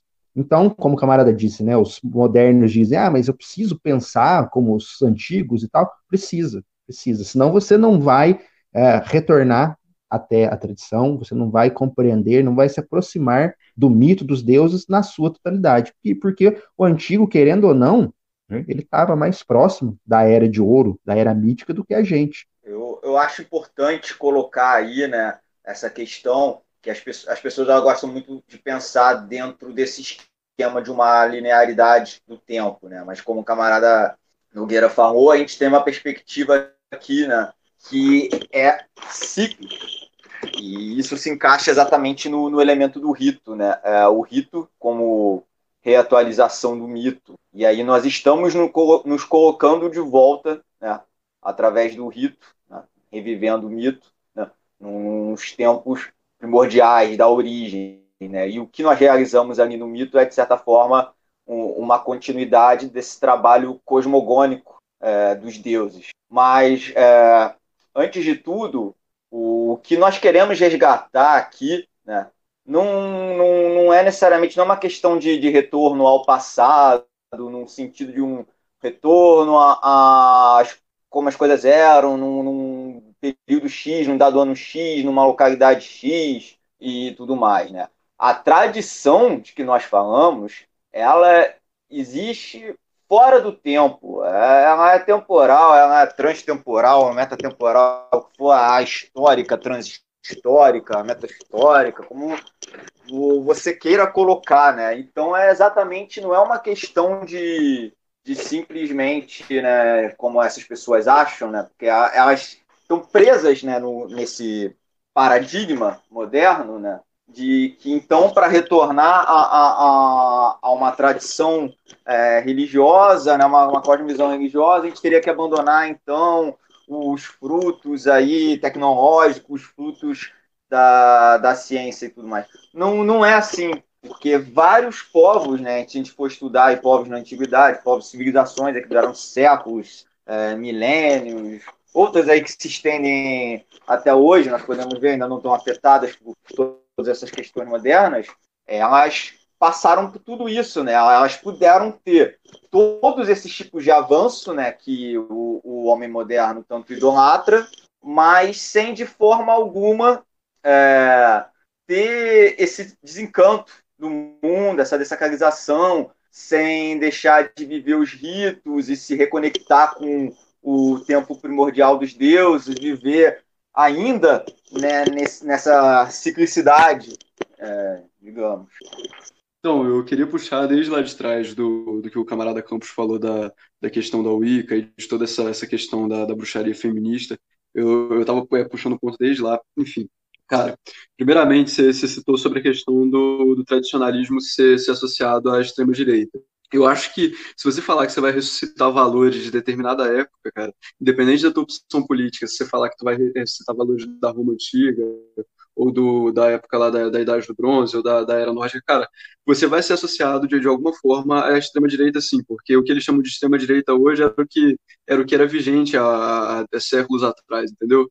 Eram valores que eram vigentes até pouco tempo. Mas vamos citar essa parte aí sobre a extrema-esquerda na questão do paganismo, a agenda da extrema-esquerda. Extrema-esquerda não, da esquerda liberal. Enfim, o camarada aí falou do criador da Wicca. O criador da Wicca, ele tinha vindo do Telemann, ele criou toda uma falsificação antropológica ali para gerar esse sistema, falou que era um sistema muito antigo, que tinha vindo de Atlântida, passado pelos celtas e chegado até a Idade Moderna por ele, tá ligado? Pô, o cara era discípulo de uma pessoa que se considerava a grande besta, o grande enganador, tá ligado? Lógico que Crowley também tem uns trabalhos muito interessantes, mas, no geral, ele foi praticamente o pai da modernidade, de diversas depravações da modernidade. Daí você já pode imaginar o que vai surgir na Wicca. Aí, cara, entra um ponto interessante. Como ele falou ali, a questão deles tratarem a Wicca como um culto matriarcal. Eu tenho visto coisas na cena, não só sobre a Wicca, sobre o culto celta ser tratado como um culto matriarcal. Tem livros celtas falando sobre a cultura irlandesa, tal, tipo, se eu não me engano, é Lebor Gabala Eren. Os camaradas aí que entendem mais de cultura celta podem me corrigir se o nome estiver incorreto, mas na genealogia dos deuses, foi um livro já escrito na era cristã, e na genealogia dos deuses eles associam a genealogia lá dos reis divinos a personagens bíblicos. Então tem essa associação, tá ligado, que os cristãos fizeram entre a cultura celta e a cultura judaica. E, cara, existem muitas tradições hoje na cena que ainda fazem essa associação, tá entendendo? Que tratam como se os celtas fossem, sei lá, descendentes dos egípcios, descendentes dos hebreus, e toda uma associação do tipo. Então, não tem como negar que existe sim uma agenda política por trás disso. O próprio Telemann nunca negou que havia uma agenda política atrás das atitudes deles, tá entendendo? Existem inúmeras polêmicas sobre isso. E, pô, a parada veio do Telemann, vocês esperam mais o quê? Tem uma agenda política muito grande aí sobre questões liberais, e como eu estava falando logo no começo do podcast, uma coisa que me fez apaixonar pela estética em si no começo do paganismo germânico foi essa parada do romantismo germânico aí que teve, tipo, as obras de Richard Wagner e tudo mais. E para alguns antropólogos, ou alguns estudiosos, ou até pseudo-estudiosos, eles tiveram uma parada de negar esse romantismo, tá ligado? Falar que isso daí era uma tendência nacionalista a perverter a história, e eles criaram uma parada tipo um antirromantismo. Que esse antirromantismo é o quê? É você associar que os povos antigos eles eram totalmente anti aquilo que o romantismo pregava, que que eles eram bélicos, que eles eram heróis corajosos e tudo mais. E é essa a tendência que está sendo vigente no Asatru e na Wicca agora. É a ideia de que os vikings, de de que os celtas, eles eram todos afeminados, tá entendendo? Que abusavam de drogas e todas essas tendências liberais que eles querem imputar hoje, elas estão sendo tratadas como se fossem coisas antigas. É uma parada, é uma crítica que eu tenho a fazer ao Wicca, ao neopaganismo no geral. Sim, cara, existe uma agenda gigantesca de pensamento liberal no meio do neopaganismo. Não tem jeito, cara. O neopaganismo em si, ele é basicamente sobre isso. Ele não é uma religião para você se ligar ao seu solo, se ligar à sua ancestralidade, se ligar à sua masculinidade, se ligar a valores construtivos. Ele é uma religião para promover uma ideia. É uma religião para promover, como a gente falou, o anticristianismo, porque o liberal que está promovendo isso hoje, os liberais estão promovendo isso hoje, eles consideram o cristianismo um pilar de tradição, tá entendendo? Por mais que não seja realmente um pilar de tradição, por não ser uma religião tradicional de verdade, eles consideram isso daí um pilar de tradição e de conservadorismo. Então, essa ideia do anticristianismo, do neopaganismo, dessa parada de eles usavam alucinógenos antigamente e tudo mais, isso daí é tudo uma agenda gigantesca, assim. E, pô, cara, é muito complicado, porque é um erro antropológico muito grande, essa ideia de que os celtas, eles eram matriarcais, cara. Como o camarada já tinha falado antes, eles eram indo-europeus, eles eram patriarcais. Você não encontra uma referência a eles a uma grande deusa-mãe, nem nada disso. Pô, igual vocês estavam falando ali.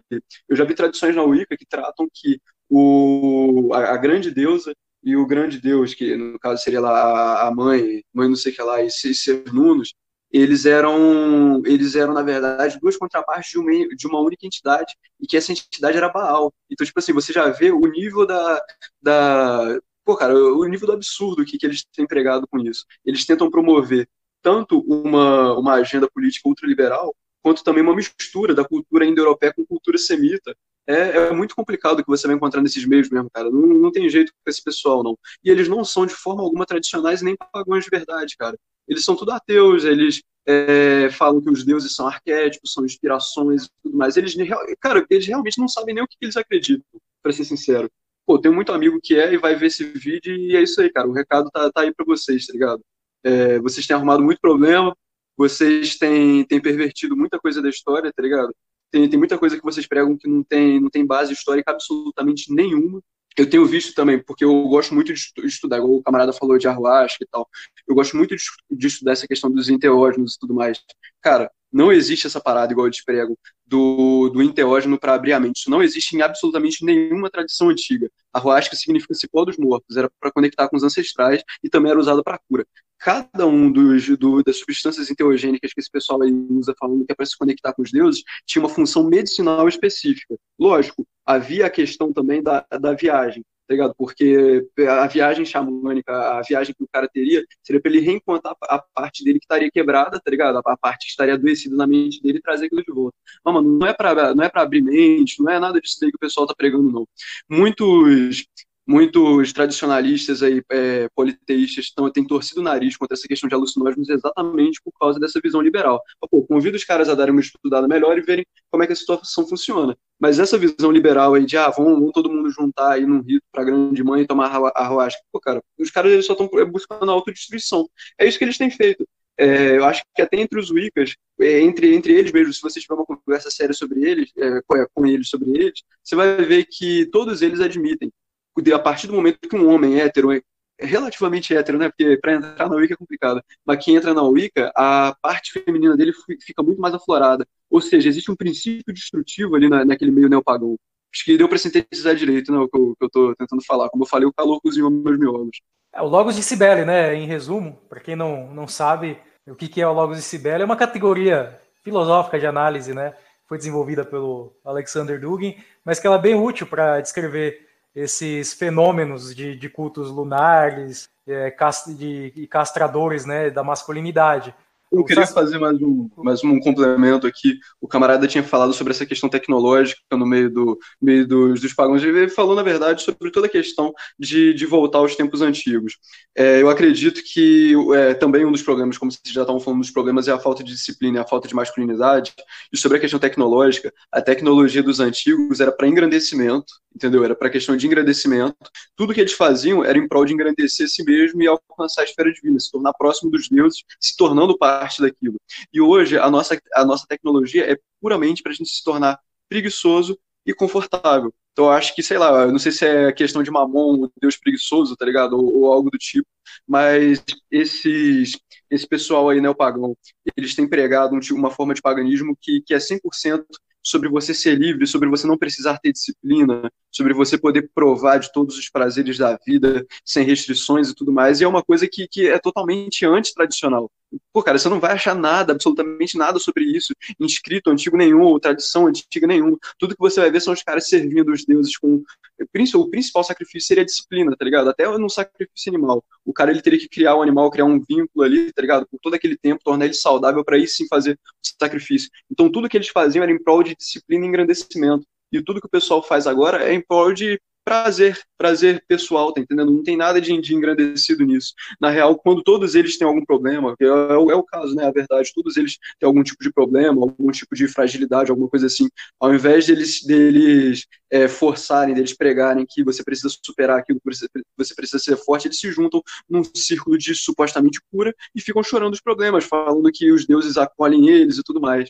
Eu tenho até uma parada, uma comparação que eu costumo fazer que eu acho interessante sobre um certo camarada que não cheguei a conhecê-lo, mas eu sei da história dele, que ele se dizia devoto a Odin, e ele foi lutar na guerra lá na Europa. Foi, acho que na Ucrânia, se eu não me engano. Aí eu fico me perguntando, cara, eu vejo muitos pagãos hoje em dia falando que Odin é o deus da guerra, mas ele vai me levar para Valhalla pelas batalhas que eu luto no dia a dia contra a depressão, contra isso e aquilo. Cara, primeiramente, o Odin, ele tem preferidos. Ele não é um cara que vai dar amor a todo mundo, que vai dar amor ao preguiçoso. Isso não existe. Aí tu pensa só, se existe um cara que vai realmente pra guerra hoje, nos tempos modernos, ele vai realmente pra guerra, ele vai fazer o que o Odin gostava de fazer, que era ir pro campo de batalha, e ele vai fazer isso em devoção ao Odin, por que o Odin vai escolher você, o preguiçoso, pra ir pra Valhalla, ao invés do maluco que é realmente um guerreiro, como na época antiga?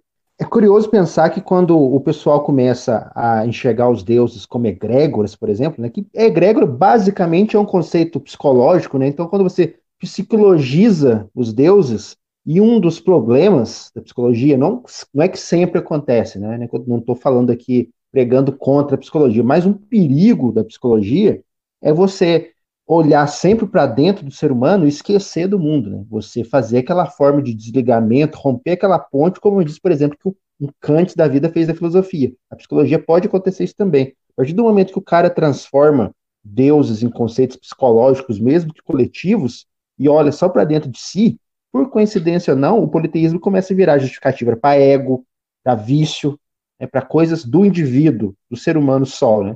Então vira só uma Eu desculpa, acho né? que Eu acho que, como você falou aí, uma das principais questões é a seguinte, cara. Eles não conseguem ver os deuses de forma não linear. Eles não conseguem ver múltiplas faces naquela deidade. Eles não conseguem ver ele tanto como um símbolo, como um arquétipo, como uma criatura divina, como um ancestral divino, como alguém que tá nos céus. Eles só conseguem ver como um único conceito. Então, para eles, só existem dois tipos de religião. Ou você é um devoto total, que acredita 100% naqueles mitos de forma literal, tá ligado? E eles tratam isso daí como se você fosse um caipira, alguma coisa assim, que pra mim também não é verdade. Mas ou você acredita neles como arquétipos, como uma parada, tipo, um politeísmo ateísta, tá ligado? Vocês vão entender a comparação aí com o satanismo ateísta de Anton LaVey. Mas, enfim, é isso, cara, como você falou aí. Eles não tratam de uma forma exponencial, tá ligado? Não é uma coisa que tem diferentes faces, que tem diferentes conceitos, se manifesta de diferentes formas. Tem uma natureza ali que vai contra o seu entendimento, tá ligado? Que transcende o seu entendimento. Eles tentam transformar aquilo numa coisa que é fácil para a compreensão do homem de hoje. Aí eles pegam e transformam na parada da egrégora. Pô, realmente, eu acredito sim no conceito de egrégora, tá ligado? Só que eu não associo deuses a eles, eu associo certas ideias, como eu já te falei, o passado aí no ocultismo. Certos conceitos aí que são egrégoras. Agora, deuses, cara, já se manifestaram tanto como pessoas, como símbolos, como diversas coisas ao longo de, sei lá, mano, uns 5.000 anos. Não tem como acreditar que isso daí é só uma ideia consciente que uma tribo compartilhava, sacou? Isso aí também me parece um vício até cristão de encarar o paganismo, o politeísmo antigo como uma religião que abraça todas as pessoas e que você vai lá e se lamenta pro Deus, você choraminga, você fala das suas batalhas, suas provações, suas pelejas, né, que os evangélicos falam, mas quando na verdade não é. Eu acho que o Évola tem um texto excelente sobre isso aí, criticando, por exemplo, a função histórica do cristianismo. Eu acho que a crítica ao cristianismo do Évola é a crítica mais brutal ao cristianismo que eu já vi, assim, é pior do que qualquer outra crítica que vocês tenham já visto em alguma banda de black metal. É uma crítica que eu acho que vai bem na raiz do cristianismo, como cumprindo uma função histórica de ser uma religião que ela não vê, por exemplo, a casta, ela não vê sua estirpe, não vê sua tribo, ela aceita todo mundo com um carinho especial pelos mais fracos e oprimidos. E o paganismo tradicional não é assim, ele é uma religião de força, de heroísmo, e assim, é que nem aquela na canção do Sol Invictus, que eu já citei antes, né? Que tem alguns os versos que falam assim, mas é tão errado você ousar ser forte, né? Eu acho que o paganismo é isso, você ousa ser forte, e nesse pensamento cristão, e já no pensamento secularizado, né, materialista, liberal, o pensamento é totalmente oposto, você tem que ser oprimido, você tem que apagar toda a sua identidade para fazer parte de uma massa amorfa, em um tipo de paganismo universalista, que quer abrir os braços para todo mundo, e quer castrar a masculinidade, e quer transformar a mulher, por exemplo, numa paródia masculina.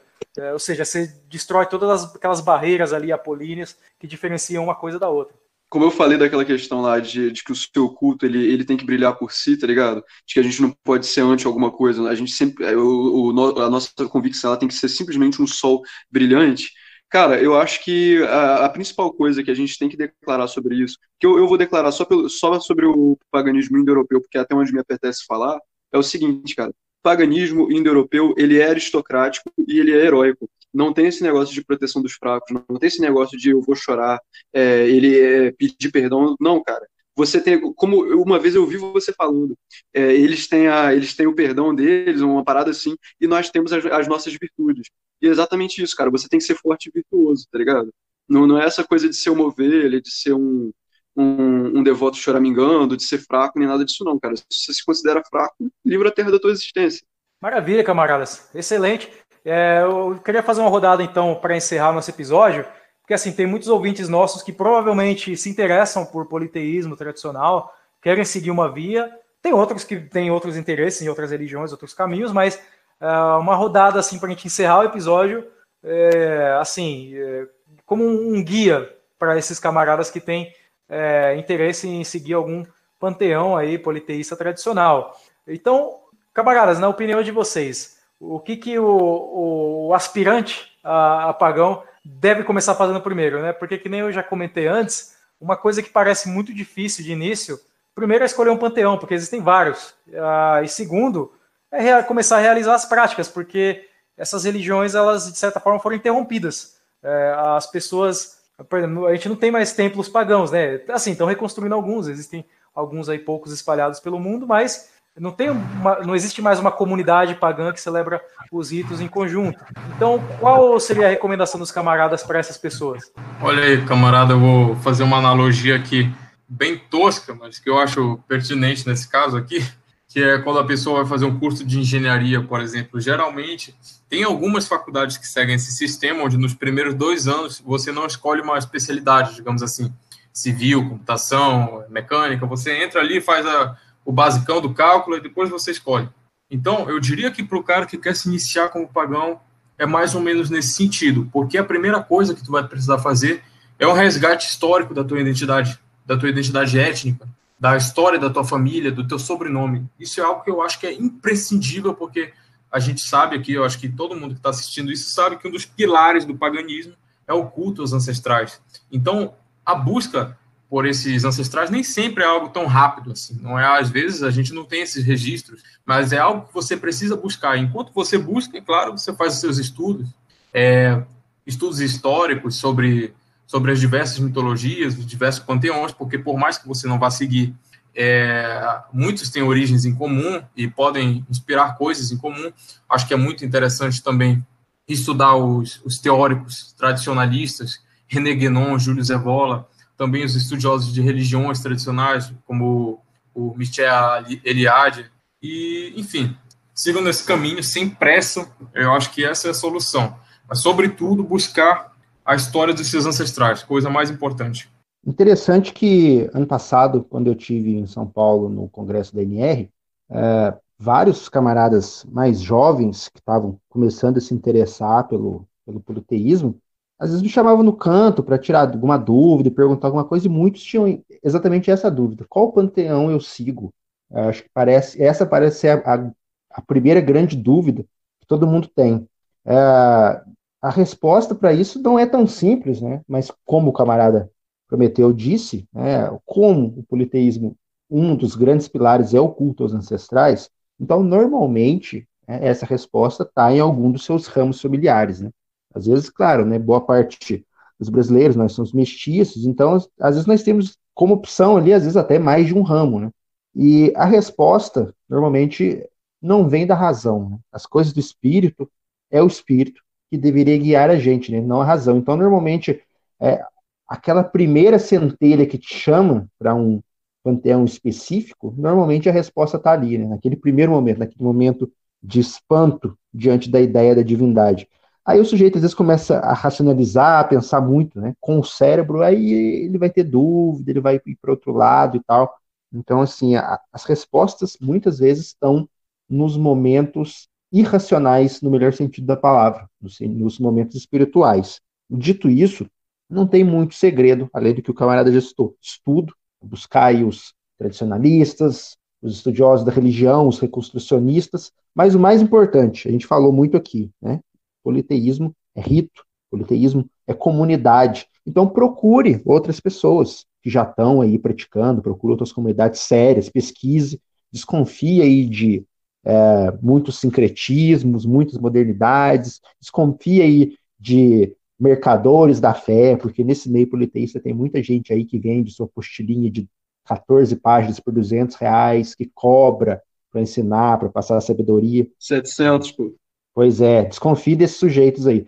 Para quem especificamente se interessa por politeísmo ibero-celta, eu vou fazer um alto jabá aqui, né? Nós temos textos no site da Frente Ibero-Celta, que é frente-ibero-celta.net. Temos vários camaradas lá, faz tempo que eu não escrevo nada lá, mas temos textos aí de camaradas geniais, como do camarada Nemétios, que é talvez aí a grande autoridade do assunto no Brasil, e de outros camaradas. Pode me procurar no Facebook também, para quem quiser, né? Luiz Campos lá, eu posso passar alguns materiais, orientar nos alguns ritos aí também. Para mim é um prazer falar desse assunto. Para mim talvez a minha grande missão de vida é falar dos meus deuses, né? Não espalhar a fé à maneira monoteísta, mas ser, de certa forma, humildemente, aí como o camarada Yali citou, né? E eu agradeço as palavras que ele falou no começo do programa, de orientar o pessoal mais jovem, como eu tive gente que me ajudou, e tenho gente que me ajuda ainda até hoje, né? A gente sempre é discípulo, sempre é aluno, me procurar aí, e eu estou sempre disponível para ajudar quem precisar. Então é isso, né? É fé, pesquisa, disciplina e humildade. Bem, eu não tenho muito aqui de novo a acrescentar, né? Só reforçar aí o que os camaradas já falaram, né? Um primeiro passo inicial bem importante aí, eu ressaltaria, que é exatamente o estudo da sua linhagem, da sua ancestralidade, né? A gente, ao longo do podcast inteiro, a gente mencionou várias vezes, né, a importância, né, do culto aos ancestrais. Então, eu creio fortemente que a resposta aí, né, para qual tradição nós devemos seguir mais especificamente, deve estar de alguma forma circunscrita aí, né, no universo de nossas ancestralidades, né, que aqui, no caso brasileiro, aqui a gente pode ter múltiplas, né. E reforçar também o que o camarada Campos falou, que no fim não é uma questão puramente racional, né. A gente vai, em um dado momento, nós devemos ficar alertas para isso, abertos a isso, sempre, receber um chamado atávico. A divindade, né, de uma certa forma, ela nos chamará, né? Ela nos escolherá, não o contrário, digamos, né? Dito tudo isso, reforço também que politeísmo é rito, é prática ritual, né?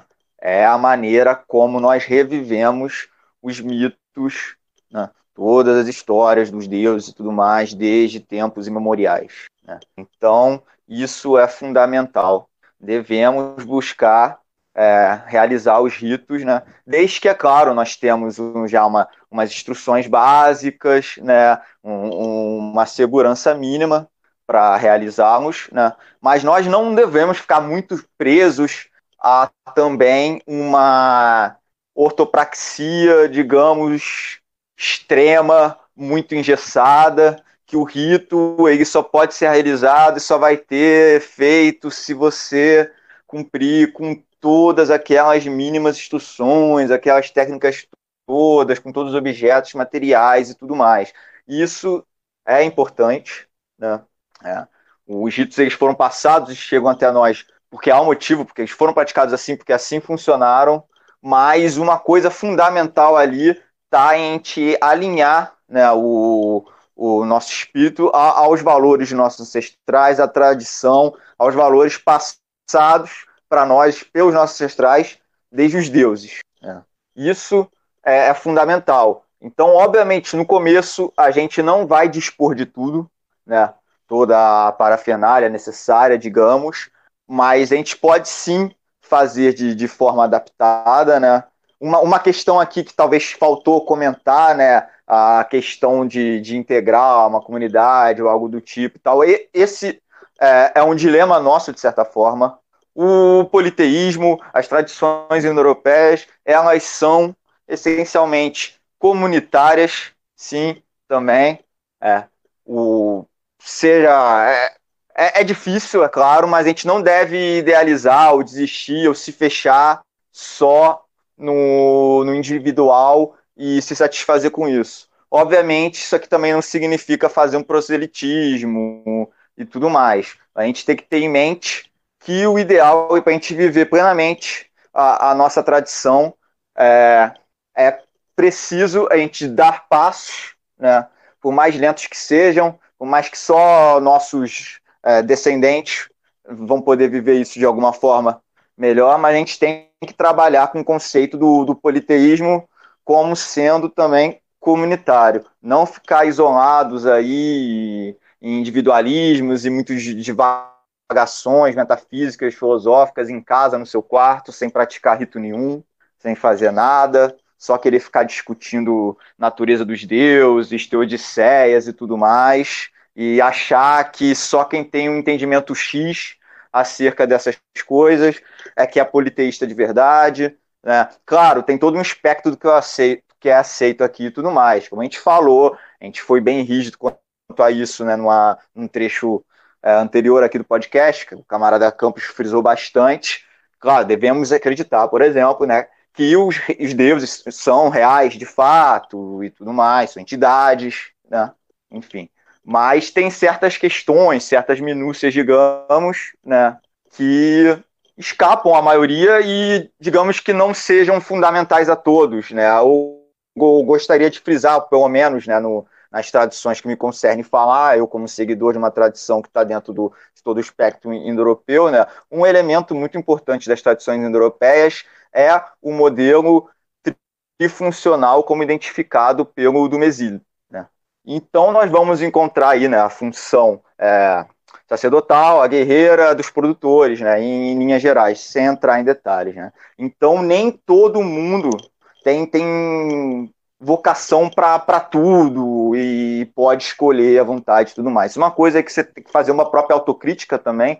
É muito difícil você encontrar onde você vai se encontrar dentro desse esquema, você seguindo uma tradição indo-europeia, né? Mas, enfim, só para falar que nem todo mundo tem vocação, né, para esse tipo de aprofundamento.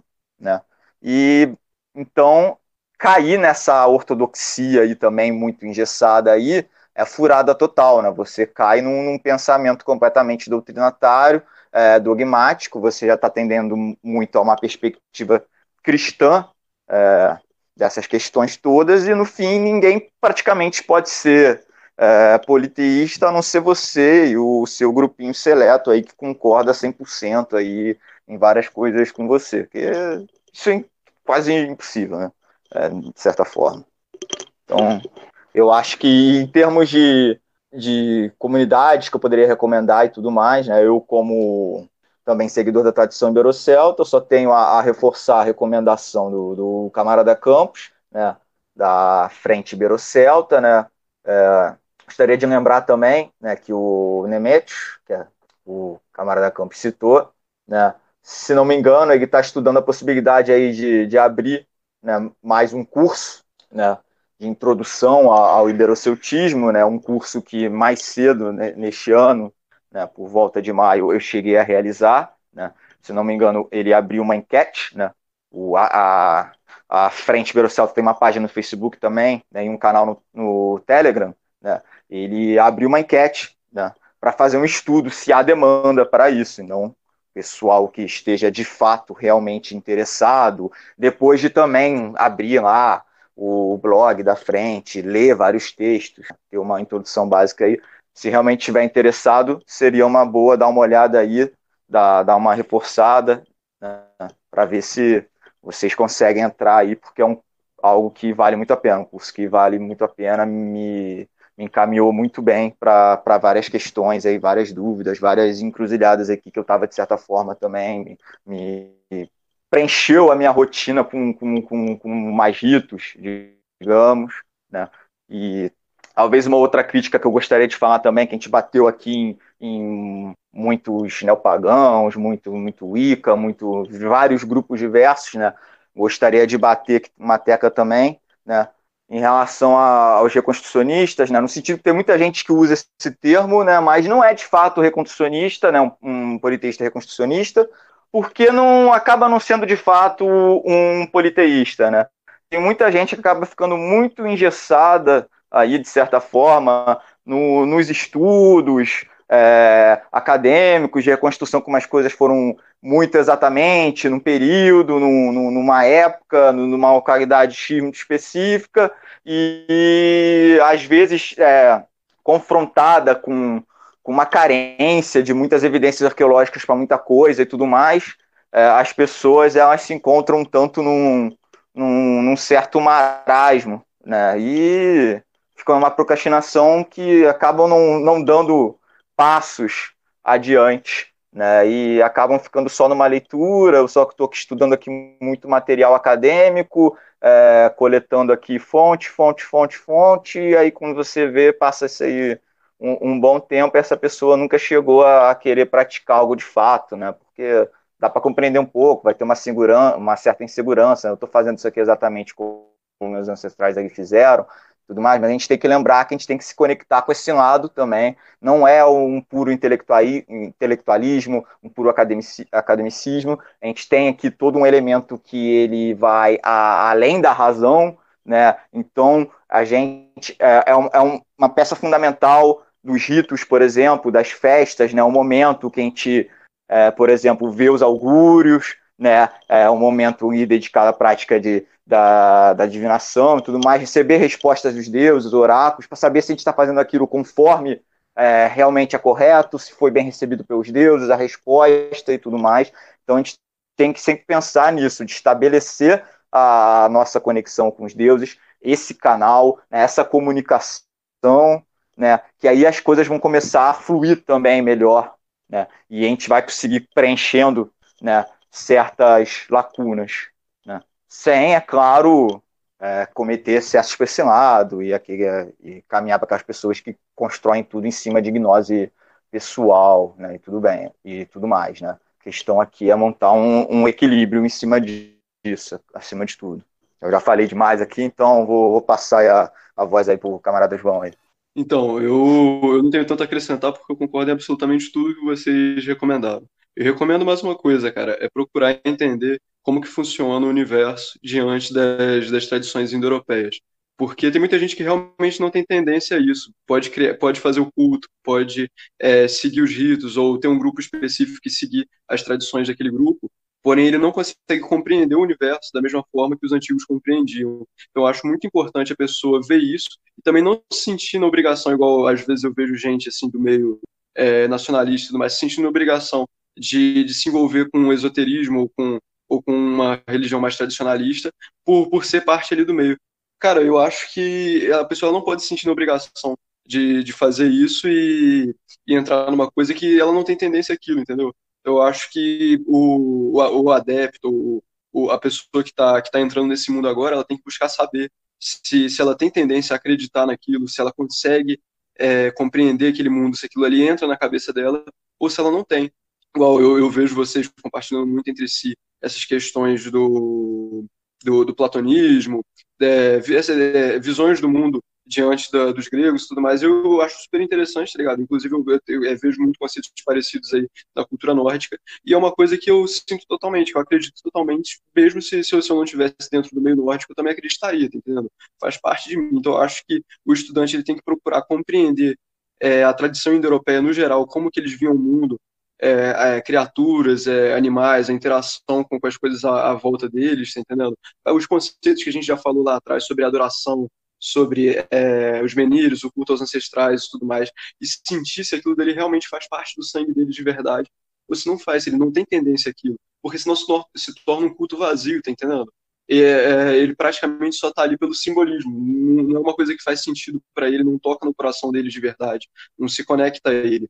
E outra coisa, como vocês estavam falando sobre escolher um panteão específico. E aí o camarada aí, o Matheus, falou que algo relativo a um chamado atávico, algo ancestral, um chamado que a pessoa vai sentir relativo ao panteão dela e talvez com ela descobrindo mais sobre a família dela e tudo mais. Eu acho que a pessoa tem que descobrir também se ela tem uma afinidade com determinada deidade, e ela só vai descobrir isso daí estudando todas as tradições indo-europeias, ou as mais populares, assim, pelo menos no geral, porque é muito capaz de ele entrar num culto que ele pode até ter, sei lá, achar interessante e tudo mais, mas as entidades ali em si não terem tanta afinidade com ele, entendeu? Não ser uma coisa dentro do contexto dele. Então eu acho que tem que haver um estudo muito grande sobre como o universo funciona diante dessas tradições, para ver se a pessoa consegue crer naquilo, se ela tem afinidade com aquela crença. Porque não faz sentido também uma pessoa entrar numa religião para ela se fazer acreditar no que está sendo dito. Ela tem que entrar numa coisa que ela já tem uma afinidade primordial com aquilo. Então eu acho aí que eles têm que estudar, esses novos adeptos, eles têm que estudar no geral sobre como o universo funciona diante dessas tradições. E também pesquisar saber sobre familiares, sobre a questão do ancestral divino, que eu sempre cito, porque para mim é uma questão de muito interesse, que é descobrir da onde a sua família veio, porque existem as linhagens sagradas e tudo mais. E, pô, você falou aí da questão aí das castas e tudo mais, eu acredito que as castas mais baixas, elas têm uma tendência a seguir o culto da casta mais alta. Quem encontra o culto, os heróis, no geral, que se tornam aí os futuros ancestrais divinos, os deuses patriarcas de cada tribo, eles são os guerreiros das castas altas. O que a tribo vai seguir depois é exatamente o que eles pregaram lá atrás. Então, assim, tem muita gente que está entrando nesse meio tradicionalista pagão exatamente por seguir a tendência de outros, tá ligado? O cara ele tem que entrar em perspectiva, se aquilo dali é parte dele mesmo ou se ele só tá seguindo, entendeu? Alguém tem algum comentário a fazer sobre o que eu falei? Olha, eu tenho a comentar sobre o que você falou e sobre o que todo mundo falou, né? Vou fazer um encerramento aqui. Primeiro, o seguinte, porque a gente falou de escolher um panteão, né? Encontrar uma comunidade, isso é muito importante, ter uma comunidade, mas às vezes a pessoa que está começando, ela pode se perguntar o seguinte, ok, mas como que eu vou celebrar o rito? Como que eu vou fazer as coisas? Se já não tem mais templo e se eu não tenho comunidade? Na verdade, isso é possível, porque as pessoas tendem a achar que o fato de não existir um templo público, estatal e uma comunidade torna inviável o renascimento de um paganismo tradicional. Mas não, porque o centro da religião pagã tradicional ele é doméstico, é um culto familiar doméstico ancestral. E existe uma religião privada doméstica, que você faz o culto ancestral na sua casa, no seu altar privado, né? Na religião romana a gente chama de larário, e existe o culto público, o culto estatal, que, né, a sacra pública. Então, primeiro, temos que nos preocupar, então, estruturar o nosso culto doméstico, o nosso lar, olhar para o nosso próprio lar, nossa própria ancestralidade, e nos sentirmos confortável com isso. E depois a gente pensa na questão do culto público, porque esse culto público ele envolve uma comunidade. E aí daí que é importante você procurar uma comunidade, para você ter um grupo com o qual celebrar esses ritos, né? Por exemplo, a gente tem uma dificuldade em criar uma comunidade para celebrar as coisas, mas a gente se aproveita um pouco da tecnologia, né? Como a gente conhece as pessoas de outras localidades, em alguns momentos, em algumas datas mais especiais que tem um caráter mais público, a gente faz cada um em seu lugar, um rito em conjunto, no mesmo horário, na mesma data. Então, de certa forma, mesmo distantes, a gente consegue criar uma comunidade e uma celebração pública dessa forma. E enquanto a gente não faz a celebração pública, a gente realiza o nosso culto doméstico nos nossos próprios lares, né? O fogo sagrado do lar é o centro do paganismo, né, indo-europeu. Então, eu acho que esse aí é um bom começo. E também fiquem ligados aí em nós, porque talvez surja aí uma página futuramente com sobre algumas questões do meio politeísta. Então, camaradas, muito obrigado pela participação, agradeço imensamente essa conversa. O podcast hoje se estendeu um pouco além do que costumamos. E obrigado, querido ouvinte. Esse foi o SadoCast, o podcast sobre metal, cultura, filosofia e tudo mais relacionado à cultura da música extrema. Até mais, vejo vocês na próxima. E o Ica vai a merda.